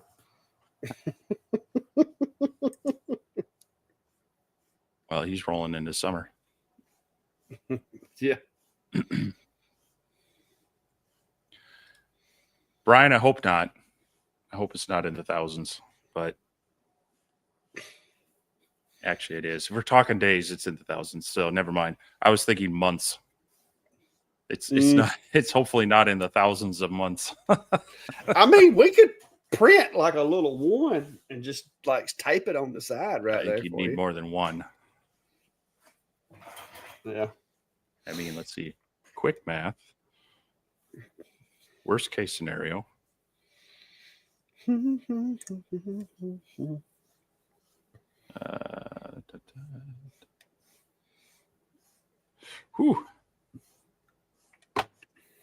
Add a 7 on the front of that, and you're pretty close.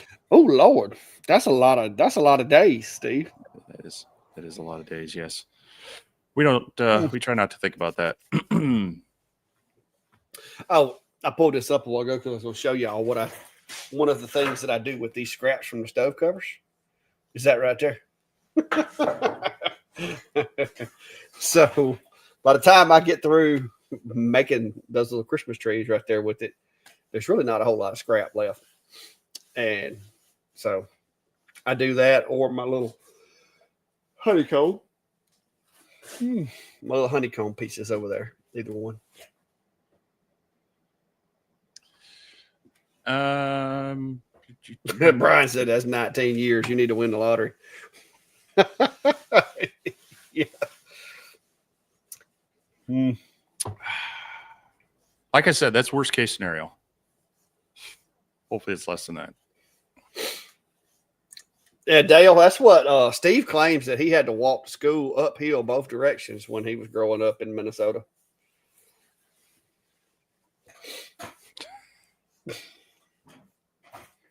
I mean, what he said is it was uphill both ways. I don't think I ever said uphill both ways. There's a hill. But... Oh, yeah, Tim. He said barefoot. So he had to walk to school uphill both ways barefoot. No. There's some chatter about dust collection. People asking Cody what he's using. He's got the Elite and loves it. That's nice. It's nice when you can use a full-on dust collector, but you can get by. So as you can kind of see here, I've got an IDA Dust Deputy. It's the old style, the taller one, hooked up just to your typical rigid shop vac, and that works okay. It'll get you by, but definitely having a larger, like 4-inch, 3 to 4 inch hose instead of the 2.5 on this one. And I saw mention of a Festool CT. Those even have a smaller diameter hose.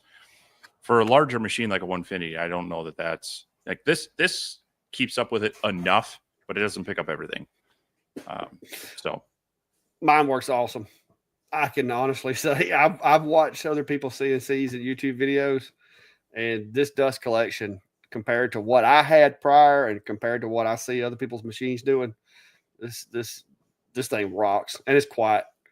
I messaged James over at James Dean the other day to see how he was liking his, and he said he was still getting everything hooked up and still testing it out, but so far it was running good for him. But yeah, I hooked up with these guys last year over at Workbench Con, and I'm telling you, this thing, I did have to empty it yesterday. I think I emptied it because it was getting it was overly full. I should have emptied it a while back, but it holds like the bag that goes in it's probably a 30-gallon, 40-gallon bag. And I went out there and dumped it on the fire burn pit and let it smolder all day. But yeah, it's now I've got the extended cone on the top of it. I've got the 24-inch cone, which reduces the parts, like the size of the particle that it can filter. And it also extends time between like dusting, which literally all you got to do is kind of like go over there and just squish it down a little bit, and it'll stand right back up when you cut it on. So it's pretty neat. you can answer Jason's question there. Oh, I threw it up there. You said something about a dust collection. You're gonna need a MOPA.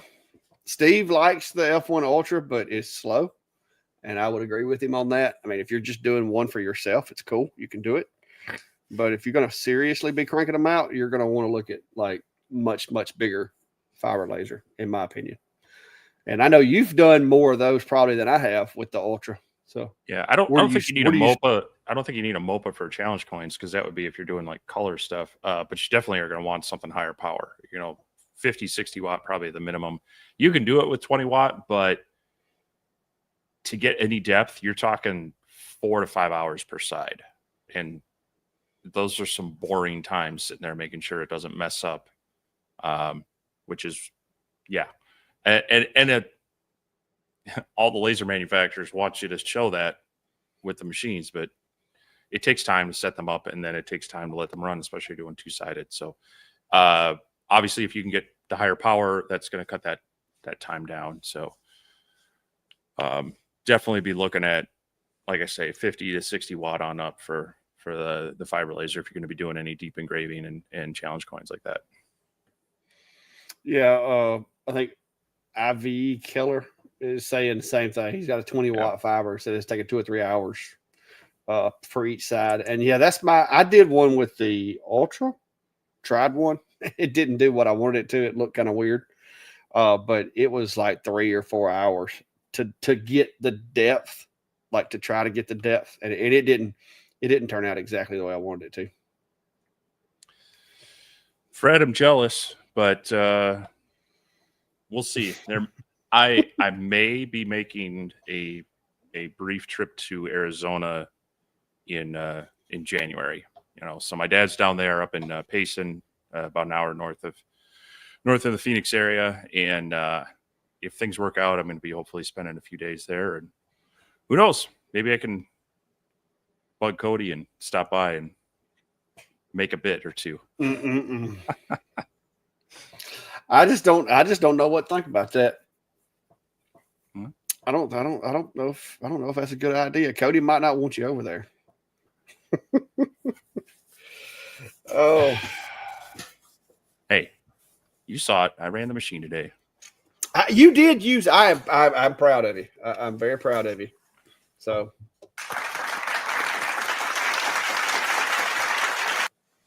you actually fired your CNC up today. Oh, I have more plans and ideas for it. I just have other things that keep getting in the way. So, hey, you've been getting a little more motivated lately. I mean, you almost got your enclosure that you wanted to build like a year ago. You've almost got it built. You've got the CNC out. I've heard it run, so I know that it still works. It's not just a table. So I mean, we're making progress. We're making progress. Yeah, I'm actually Oh, maybe I shouldn't say this. If you have to think you shouldn't say it, you probably shouldn't. Well, I don't want to advertise this as something I do. I am going to be hopefully connecting with the guy to help him get VCarve working with his SaneSmart. He's got the Reno, or not the Reno. He's got the 4040 Pro, I believe. And so had a few questions, been going back and forth. So just kind of said, hey, let's try to find some time, and maybe I can just show you a few things really quick. Not something I'm doing all the time, but like I say, we try to help people out, and sometimes it just goes down that path. And yeah, but yeah, you said he's trying to get VCarve to work with it as far as like just needs to kind of get. He just needs to get the final steps of. He's got the file. Needs to make sure he's got all the steps to get it from VCarve. I've got some speeds and feeds for a 4040. Yep. But yeah, it's we'll see. I'm actually thinking about building an enclosure for the 4040 so I could run it down in my basement shop, because down there I would want dust collection for sure. So an enclosure is going to help contain that, but it also helps soundproof it a bit. So, and that would allow me to get more of these things done. Y'all saw my little is it Looney or Looney machine over there that I got, which looks remarkably like a Fox Alien. It's belt driven, but it actually surprisingly does pretty good, even with 1/4-inch bits. I was worried it wasn't going to run 1/4-inch bits, but I tried stalling it out since it was their bits, and it did install, so pretty good. Somebody was asking me the other day if my countdown included weekends. That is calendar days, so that's like weekends, holidays, everything included. So when that thing gets on counting down, it's including everything. If you take away the weekends, it's significantly fewer work days. Yeah. Either of those numbers are too big for me to look at right now. It's just depressing, so I got to ignore it.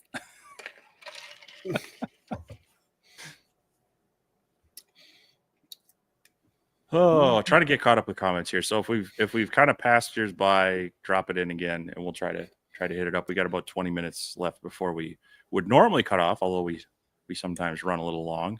But drop them in, and we'll try to get back to them. Yeah. Corey, matter of fact, weird thing that you mentioned this is the other night, xtool had a live where they were, going over their Black Friday stuff. They were doing some giveaways. And the guy, the CEO of xtool, actually divulged in that live that they have a building that they're renovating, that they're moving into in California, somewhere over around the valley. And they're going to have offices there. And he said that they would be having US-based customer support as well as other facets of their company. And they will have employees there in California. So that's going to be a big game changer. I don't know if that was something that they had already had planned, or if that's a way to kind of sidestep what they think may be coming, or I don't know what that maneuver was for. But for the folks in the xtool community, that actually will help, because you'll have somebody that you can call that's US and more than likely will speak English and all that good stuff that you can reach out to. So the xtool community will probably benefit from that, but I don't know what their reasoning behind doing that was. I don't know if it was something they already had planned just naturally, or if it was, because of some of the changes. No, I think that's mostly about support, because even if they did some manufacturing there, they would still be sourcing a lot of their parts outside the US. And so they would still be having the issues. So we'll have to wait and see on that. See if it comes to fruition and what it means, whether some of the companies will bite the cost, whether it's just going to cost us all more. Hard to say, because some of the proposed ones are, all over the place. It's gonna hurt the Midwest with gas imports from Canada. That's for sure. We get over half of our gas and oil from Canada. So we're hoping that it's not going to be as bad, and it's a little more measured. But who knows? Just have to kind of wait and see on that one. So. Rob Fight says, any recommendations for acrylic paint markers? I've got some. I went to Walmart and just got like what they had. I think you got yours off Amazon or something. I did. They've been working okay. Let me find them real quick. It's probably something I don't even have in my store. I should add them. Yeah. Oh, hey, Cyber Monday deal even. So this is a set of 32 colors for $10. They've been working well for me. They got the broad and the fine point. I gotta find the right tab again. There we go. Yeah, these are really nice to have to add some color to things. But like I say, you could probably find the same thing at Walmart, possibly even I don't know, Michael's might have some of them, or Hobby Lobby. It's kind of a crafting thing anyway. So yeah, but that's the one I've used, and I'm still using them. Haven't had to rebuy them yet. Bought them over a year. I say I don't use them very often, but Brandy has used them quite a bit. And the ones that I've got, like I said, they're just Walmart ones, but they work pretty well. It's a lot easier than having to clean up paintbrushes. Oh yeah, especially on just a kind of a one-off thing, or if you have multiple colors, you got to clean out the paintbrush or have a bunch of those and everything. So they're nice to have. Yeah. TJ is saying, are you talking about Patrick from Light Source Engraving? Yeah. He's the one that I'm pretty sure he may have a Laotian, but I'm pretty sure Rick over at Rick's 2 Cents, I'm pretty sure I've heard him say that one of his is one of those Laotian machines. I think his actually might have been like a demo model or something that he got his hands on somehow.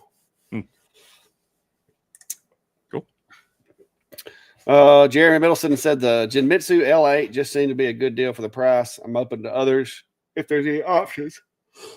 The L8's not a terrible machine. Now it's a budget machine for sure, and they did like the enclosure is a little thinner than some of the other ones. It's not that the enclosure is not going to withstand a whole lot of abuse, but as far as the laser and the operating ability of the laser itself, the one that I've got, it done a good job, still doing a good job. Klein has it over at his house and uses it, and it works. So Klein's got a lot of my machines, I think, if you think about it. and left here the other day with the Acer V35 because he thinks we finally wore out the LM3. The focus screw, because you got that little tiny screw that you set the focus with, it's getting where it won't hold. It keeps dropping the head. And so I told him, I was like, dude, I ran that machine for probably 6 months hard. And he's ran it now for almost 2 years. So I was like, maybe it's time we just let that one just let that one retire. So he's got the V35 now. Cool. But I told him if it tears up, there is no some more support for the V35. So big I still. Oh wait, no, that's the. I was gonna say I've got the. So that's like the. No, I've got the Acer, the L. What is it? The L2. That's just like the Acer with the autofocus. Yeah, that's the L2. Yeah, I didn't like the Acer L series. The P series and the V series were mine. The P20 and the V35 were solid machines, but that L series, I wasn't nothing but trouble over here. It done good for about a month, and then it just went sideways. That's why you can't find a video on the L2, Acer L2 on my channel nowhere anymore, because I took them down because people started having problems, and Acer just kind of like backed off into the darkness and disappeared. Yeah, they've gone belly up. So I think I've changed the description on mine that, these are no longer available, but I'm leaving these here for anyone that has one and needs some recommendations on speeds and beats and such. But Yeah, Corey, that's a loaded question because technically every laser on the market, just about it. I didn't know this until I watched a video the other day, but apparently, as long as you do like 80% of the assembly over here, there's different levels of assembled in the United States, made in the United States, or whatever. And so there's allowances for how much stuff can be imported into a machine before it can be called made in the USA or whatever. But there's not really that many hobby grade machines that are based in the United States or even Canada for that matter. Uh, Most of the hobby grade machines are going to be from overseas. If you want to get one that is classified as an American machine or Canadian machine, I think was it AP Laser and Thunder has a US based side too, don't they? They're headquartered here in the U.S., but a lot of their stuff is still made over in China. I'm trying to remember. There is a company that's in the Midwest, and their name is eluding me right now. A Universal Laser, I know they were AP manufactured. Didn't AP? That's the one that started out doing headstones and tombstones and stuff. Perhaps Epilogue, of course. If you have copious amounts of money, you get a really nice machine and support there. But if you can afford it, they are, they're pretty expensive. But I can't. It'll come to me like probably after we. AGT. Rabbit Laser. The rolling machines are from, is it Korea or China? Where's Leo from? He's from China, right? Yeah. Yeah, I'm pretty sure. Don't quote me, but I'm fairly confident that Leo is from China as well. I don't know where his machines are manufactured per se, but Cody says Universal Laser. Yep, Universal is one of them. Rabbit Laser is one of these companies that they import a lot of stuff, but then they kind of go through and they rebuild them. And they're out of Ohio. So it's probably like a nicer middle ground between Epilogue and some of the others and getting something with US support. So yeah, that would be Chris something is to look saying at. that Roley's from China. I thought it was. I know Leo, if I'm not mistaken, because I've talked with Leo, I've dealt with Leo, and when I got the Roley, I'm pretty sure everything came out of China. There's very few like these small machines like this that most of us can afford. Very few of them are made in the United States. You get up, like I said, Epilogue, Thunder is probably the most affordable one that would fall into the category of American made. AP Laser, I know they're mostly big machines and they don't really have like a desktop. Like, Thunder has the Bolt. So when you start, you're going to be getting up into the cabinet machines with like the Epilogue and AP and all these other companies. They're all like commercial based machines. Yep. John says for fiber lasers, is there a good way to understand the frequency variable or adjustment playing with an F1 Ultra now? The best way that I could think of for you to wrap your mind around it is frequency. It's kind of like when you're sanding something with sandpaper. Frequency is basically the grit of the sandpaper because it doesn't matter how fast you move the sandpaper. It's frequency changes the way that it interacts with that material. Frequency is basically a wave. And the higher the frequency, the smaller and quicker the waves. And then the lower the frequency, it's kind of long waves. I have found from what I can do, from what I can see with my machines, that the higher frequency stuff a lot of times does a more of a smoothing job, whereas the lower frequency tends to cause it to like dig in and remove material on most materials. Now, I'm not saying that that's science, but from my experience, that's if I'm trying to get it to just polish something up, a lot of times I'll turn the frequency up higher instead of the lower numbers because those, well, yeah. higher frequency. Like 60 frequency would be kind of like a cleaning pass, whereas the 20 frequency would be more of a dig pass.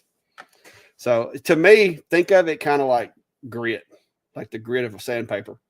Because the higher the number is, just like the smoother the finish is going to be, and the smaller the number, the more it's going to dig. So that's how I think about it.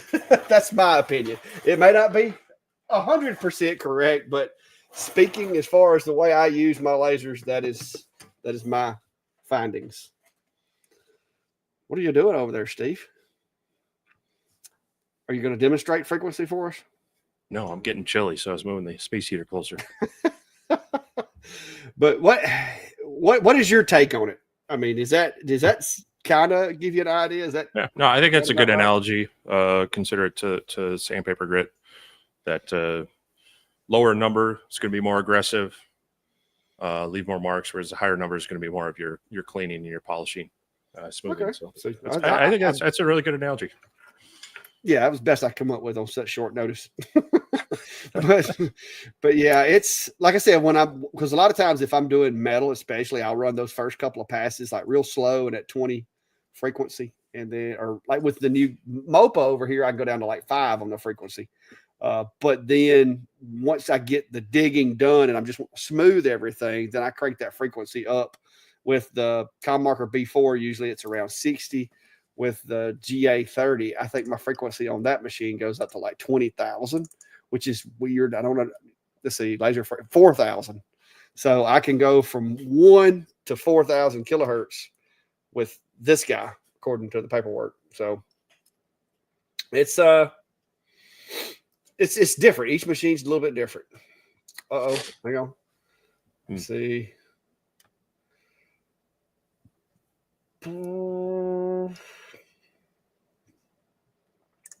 Lance is saying Aeon's in Florida, but they get their parts from machines overseas. Most everything electronic these days is not made in the United States, including these. These used to be, but I'm pretty sure all these come from over there now. Yeah. So a lot of them. So Trotec is actually Austrian based, and they actually manufacture a lot of the stuff there. So they are way different. But again, you pay for that, and they don't work with Lightburn. They have their own software as well.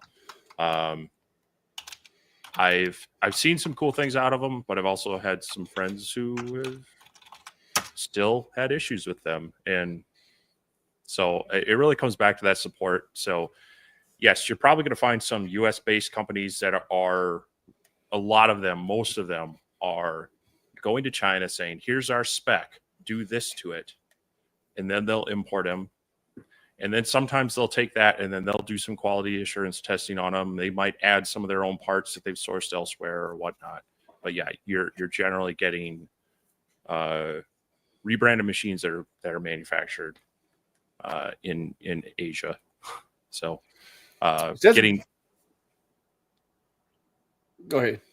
No, I was just saying getting a company that might be based in the U.S. with their support is going to be the big benefit to you. Yeah, according to Google, Glowforge is a American-based company based out of Seattle, but the majority of the products are from Mexico. But Glowforge says that their lenses are made in the USA, which I mean I can see that for the lenses. But yeah, so we live in a international market in which, let's face it, things that are made in the United States tend to cost a lot more. So when you start talking about economy and affordability, made USA is not something you're going to see on a lot of these really, lower level entry machines. It's just not. It's just not going to happen that often because it is more expensive to make things here. Wages are higher, and rules and restrictions and red tape, and I mean there's things that are different here. So so I think there's a couple questions out there. Lori asked it, I think maybe a couple others, about where to get the acrylic for your laser enclosures. So if you're using a diode laser, JTech Photonics sells some rated acrylic. That's the stuff I'm using here. And this is the 12 by 24 sheet. See, you get their little sticker that just Phil. little sticker. So this is the size I get. I will tell you, shipping is probably going to bump it up, but they do have a 10% off right now all week, Black Friday sale. So it's $35 for that. I think for mine, it was another $15 shipping, but if I ordered 2, it was like $18 shipping. So knowing that I was working with multiple enclosures and or was going to have friends that needed them, I went ahead and ordered more to cut down on the shipping cost. But that is the stuff they tested. It's OD3 plus, and it's for 250 to 520 nanometer wavelength. So again, it's for diode lasers. This isn't going to protect you from your fiber wavelengths or your CO2. But yeah, that's it's good stuff. I've put it on multiple equipment now, and well, I guess I don't know. My eyes haven't been blasted by laser light. We'll just put it that way. So. Hey, I've got 2 enclosures. This one has 1 sheet of that. This one has 2 sheets of it, and I've got that extra sheet over there that was from my portable enclosure that I had. And I've spent a lot of money with JTech in the past couple of years, but it's worth it because you don't have to worry about it. Yep. So we've both been using that on our enclosures, and like I said, this will be going on this one shortly. I just need to finish the corners, make them square, or round off the acrylic because of the 1/4-inch downtown Jenny did a nice job cutting, but it can't make square corners. So Cody, if you can figure that out for me. I know I can do dog bones, but yeah, it'll get in there probably tomorrow, and we'll hopefully get this thing fired up soon. So anyway, we are just past 2 hours. This is our first show in December. And coming up in 3 weeks on the 22nd, that's the last show before Christmas. We are planning on doing our big Christmas shindig. Clack's going to get dressed up as an elf, and we're going to be giving away all sorts of stuff that we're trying to work with. And as we get them in, we're going to try to share some of that with you. So the first one that I'm going to share with you tonight is our friends at LaserPecker have they're ponying up a couple of nice prizes for us to give away. So now, unfortunately, it's not going to be the LP5 that both Clack and I have, but they are going to be providing. Couldn't quite swing that one. It does sound like they're going to be providing us an LP2 and an LP4, as well as some other accessories. So we're really excited to have them on board. Start making your plans. That's just one of the things that we're going to have in that. We're going to, and I'd asked, they did say they can ship globally. Now you may have some import things depending on your location and such, but we are going to be able to have we are going to have some giveaways. That's just the first one. We're working with some other people. We're going to be trying to spread it out between lasers and some of our CNC friends and the 3D printing stuff. And plus, like we did last year, Cody said he was gonna bounce in there with us on this one. So Cody was another one of the supporters as well. We're gonna have some fun with this. We're hopefully gonna be able to give away a number of things. We'll probably again have some Amazon gift cards and such as well for people. So looking forward to that. Again, it's gonna be on the live, and you're gonna have to be present because that's the easiest way for us to make sure that we get connected with people and that we want to try to have it with our core supporters here. So yep. Oh, thank you, Cody, appreciate it. He said $10 for the elf costume. I don't know. We're definitely gonna, like I said, I've got a couple of what me and Steve have basically turned into doing is when these companies contact us now and they're like, hey, we want to send you this. We've started trying to negotiate to where not only do we, do the review for them or whatever, but they'll also contribute to the Christmas giveaway or what have you. And so that's where we're at. I've got one company that makes materials that has expressed interest, and I've got one laser company that's wanting me to do a machine that I don't really want to do, but if they'll give a couple of giveaways, then I could pay them through it. So I'm still negotiating that. I haven't heard from them. They went dark this weekend because usually the emails come in during the week. We don't get many of them on the weekends. But yeah, it's going to be big. There's going to be lots of stuff to be given away. So if you want to win some stuff, be sure to click on the event, put it on your calendar, set yourself a reminder, make yourself a countdown, something so that you can be sure to be there, because I plan to give away several of the Amazon gift cards that night. So, I mean, we gave away, what was it? $200, which I think we had talked about doing it. And then we had some of our other guys, Greg from over STL, and who else was it? Somebody else. Was it Eric? I think Eric dropped some. Eric. Yeah, it was Eric over at Valley Forged. Yeah. Had gave $100 to the stream that night. So we went ahead and gave $200 gift certificates to Amazon away at the end of that live after we had did the laser giveaway that we had advertised. So just because we don't advertise stuff don't mean we're not going to be giving away stuff away every now and then.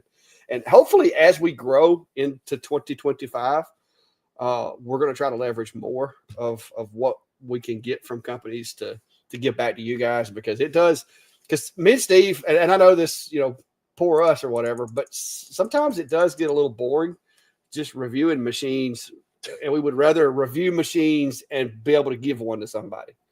It just makes it better.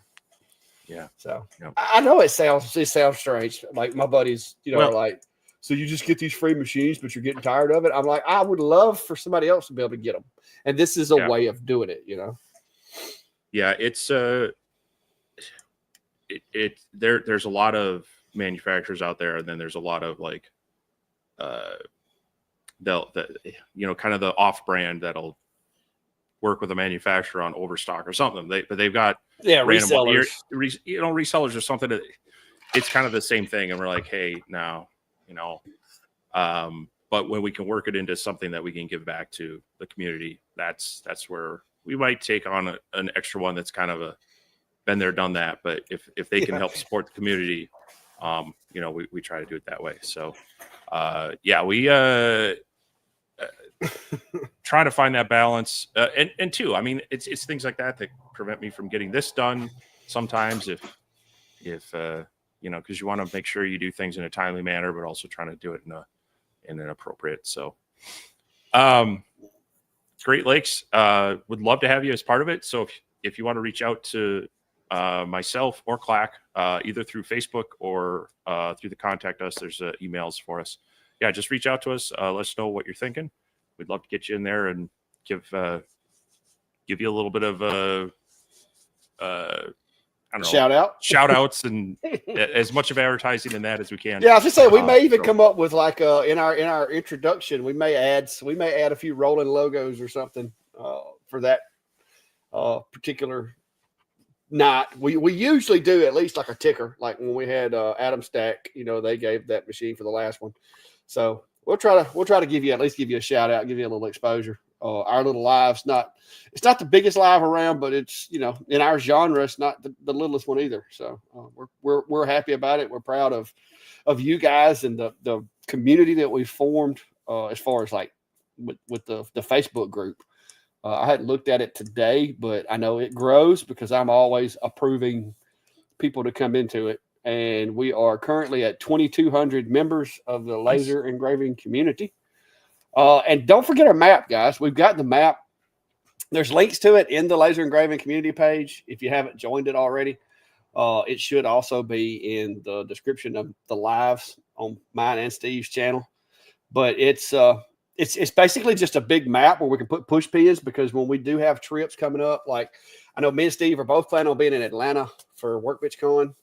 So, when we get there, we can actually look at the map and say, hey, there's 20 guys that live right here in Atlanta that, might want to go like hang out at Buffalo Wild Wings for a little while or something. Those are potentially things that we might do. And like Steve said, he's coming over to Nevada possibly in January. So, there we go with another one. So it's something that we're going to use, and I'm going to use a little more than Steve is, here shortly. If I'm in a town or if I'm traveling through an area, then I would, I could coordinate where to kind of stop and hang out and maybe visit with folks. But yeah. And I see y'all cracking on me down here. Yeah. They talking about clack on a shelf and then got something about some surgeries and got to have a walking stick. And man, they are on me. Those are all the accessories. Great Lakes, send me an email. We'd be happy to connect with you on that. And I know in the Minnesota laser community, I'm part of a small group of people there. I know they talk about you guys as well. So happy to support places that are supporting the maker community and the laser community too. So golly, they all want to get the file from you now for a clack on the shelf. He will probably build that this week. I wouldn't be surprised. Mark, yeah. I mean, I know I've been trying to do some topics like that. I've done some recently around Tinkercad because it's not just lasers in the shops. I mean, we do 3D printing, and Clack would like to say I never do CNC work anymore, but we do that as well. So I do try to mix those in. I try to make sure that it's not just product, but it's like here's a tutorial, here's a project, here's a product, and bounce those around. And hopefully, like I say, in 304 days, Clack will have more time to do some of those things. I'm trying to balance my schedule as well to get a little more regularity and focus time. But, between full-time job and family still home and things like that, it just some weeks kind of get away from me. And then if you've made some commitments to manufacturers, that's why I've been trying to scale back and not say yes to anything unless I feel is going to be of a benefit. But also, I know it's not always appealing to jump into another review that you've got your machine, you don't want to watch it, but I try to, in my review videos, talk about, the whys and the whats of my tests, or if I'm doing a certain project with it, like try to walk through some of that as well. So I try to give the people who might not be shopping, but just kind of want to see a few insights as well. I really don't like being salesy. I'm bad at being salesy. Oh yeah, I'm not a good salesperson either. I try to just give good information and help people whether they're looking for that machine or not. But yeah, definitely something I'm trying to include a little bit more on. Well, somebody brought up, like I said, Mark's talking about. I will say this, and I don't know what retirement is going to look like exactly yet. I do know that I should be getting back about 40 hours a week of my time that I can spend in the shop. One of the things that I've talked to Steve about and I've talked to my wife about is I do want to get to where, let's say you're new to it and you want to learn the laser, and you kind of you don't want to like necessarily have like a one-on-one tutoring session or whatever. I would like to get it to where like one day during the week, maybe have an event to where, I could have like an hour live for, laser design or CNC or something like that, and mix those in a little more frequently, which is a lot of what I do is geared that way. But I do a lot of stuff with the machines as well.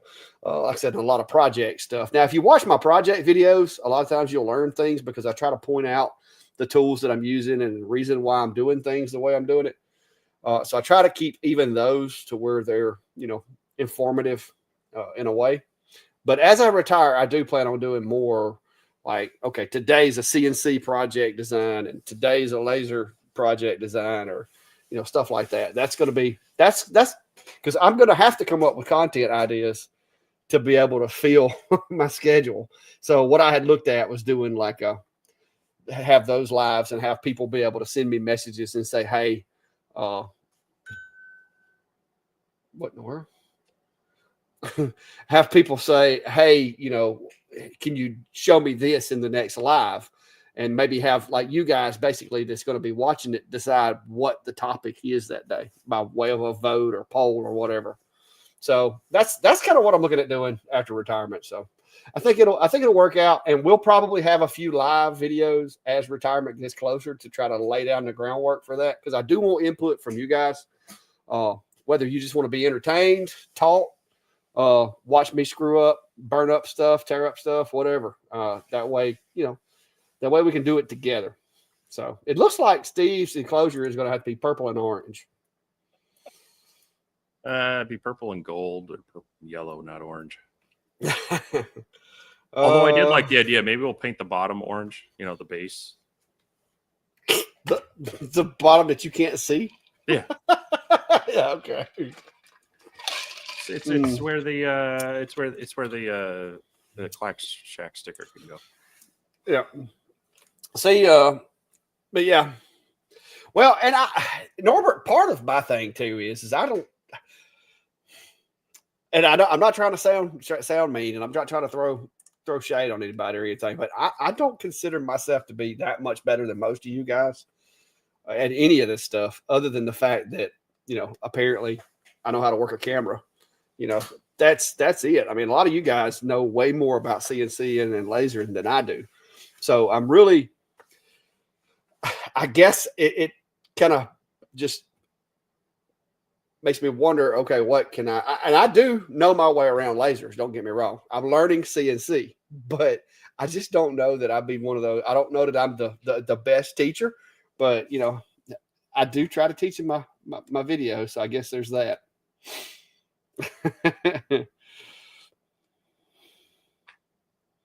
That's just not cool. Make the laser not work in February. What? As a response to this one. Oh. Oh, yeah. I don't know about all that. I'm gonna have to throw some fishing and hunting in there. Sadly we'll come up with a schedule. Not cool. Yeah. Hey, we got rid of Cousins, so hopefully we can get past one playoff. I have no idea what y'all are talking about. That's an inside joke or something up there. Yeah, there's a lot. Maybe you should start a poll on your channel. What color should the enclosure be? And whatever colors win the poll is the colors that you have to paint it. I mean, I'm going to have some sort of like cost for entry then. No, I think you should just start a poll and let everybody put what colors they think it should be. And then your followers can vote, and then I can like con people to come over and vote, and we can see. I mean, it's just, that is the democratic way. Is we could get people to vote on what color you need to paint your enclosure, and then whatever color they decide, that's the color you have to paint it. I don't know. That's no. I don't see any benefit to this. Oh my goodness. All right, then. I tried. Mm-hmm. I just feel like, that would be fun, because then it would be like a push to get people to come vote. Because I would send as many people over as I could to vote orange. Yeah. Like I say, I'll set it up with like $5 per vote, and after I collect my $20, I'll pick a color. Norbert said he'd pay $1 to suggest a color. Well, it's going to cost me more than $1 to paint the thing. Can you get it stripped? Can you get stripe paint at Menards? All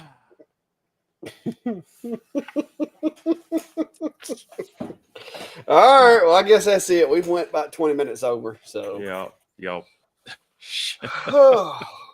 Oh, I need to go get some sleep. I didn't get much sleep last night. I am tired.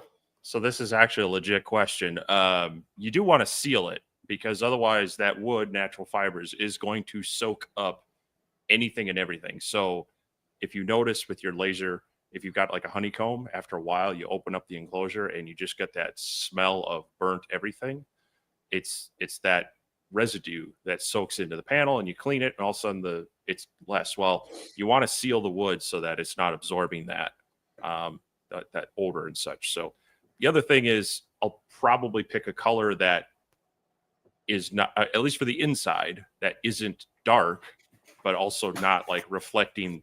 And that's one good thing that Clack did, was the orange on the inside. It helps kind of cut down on the reflectiveness of the blue light.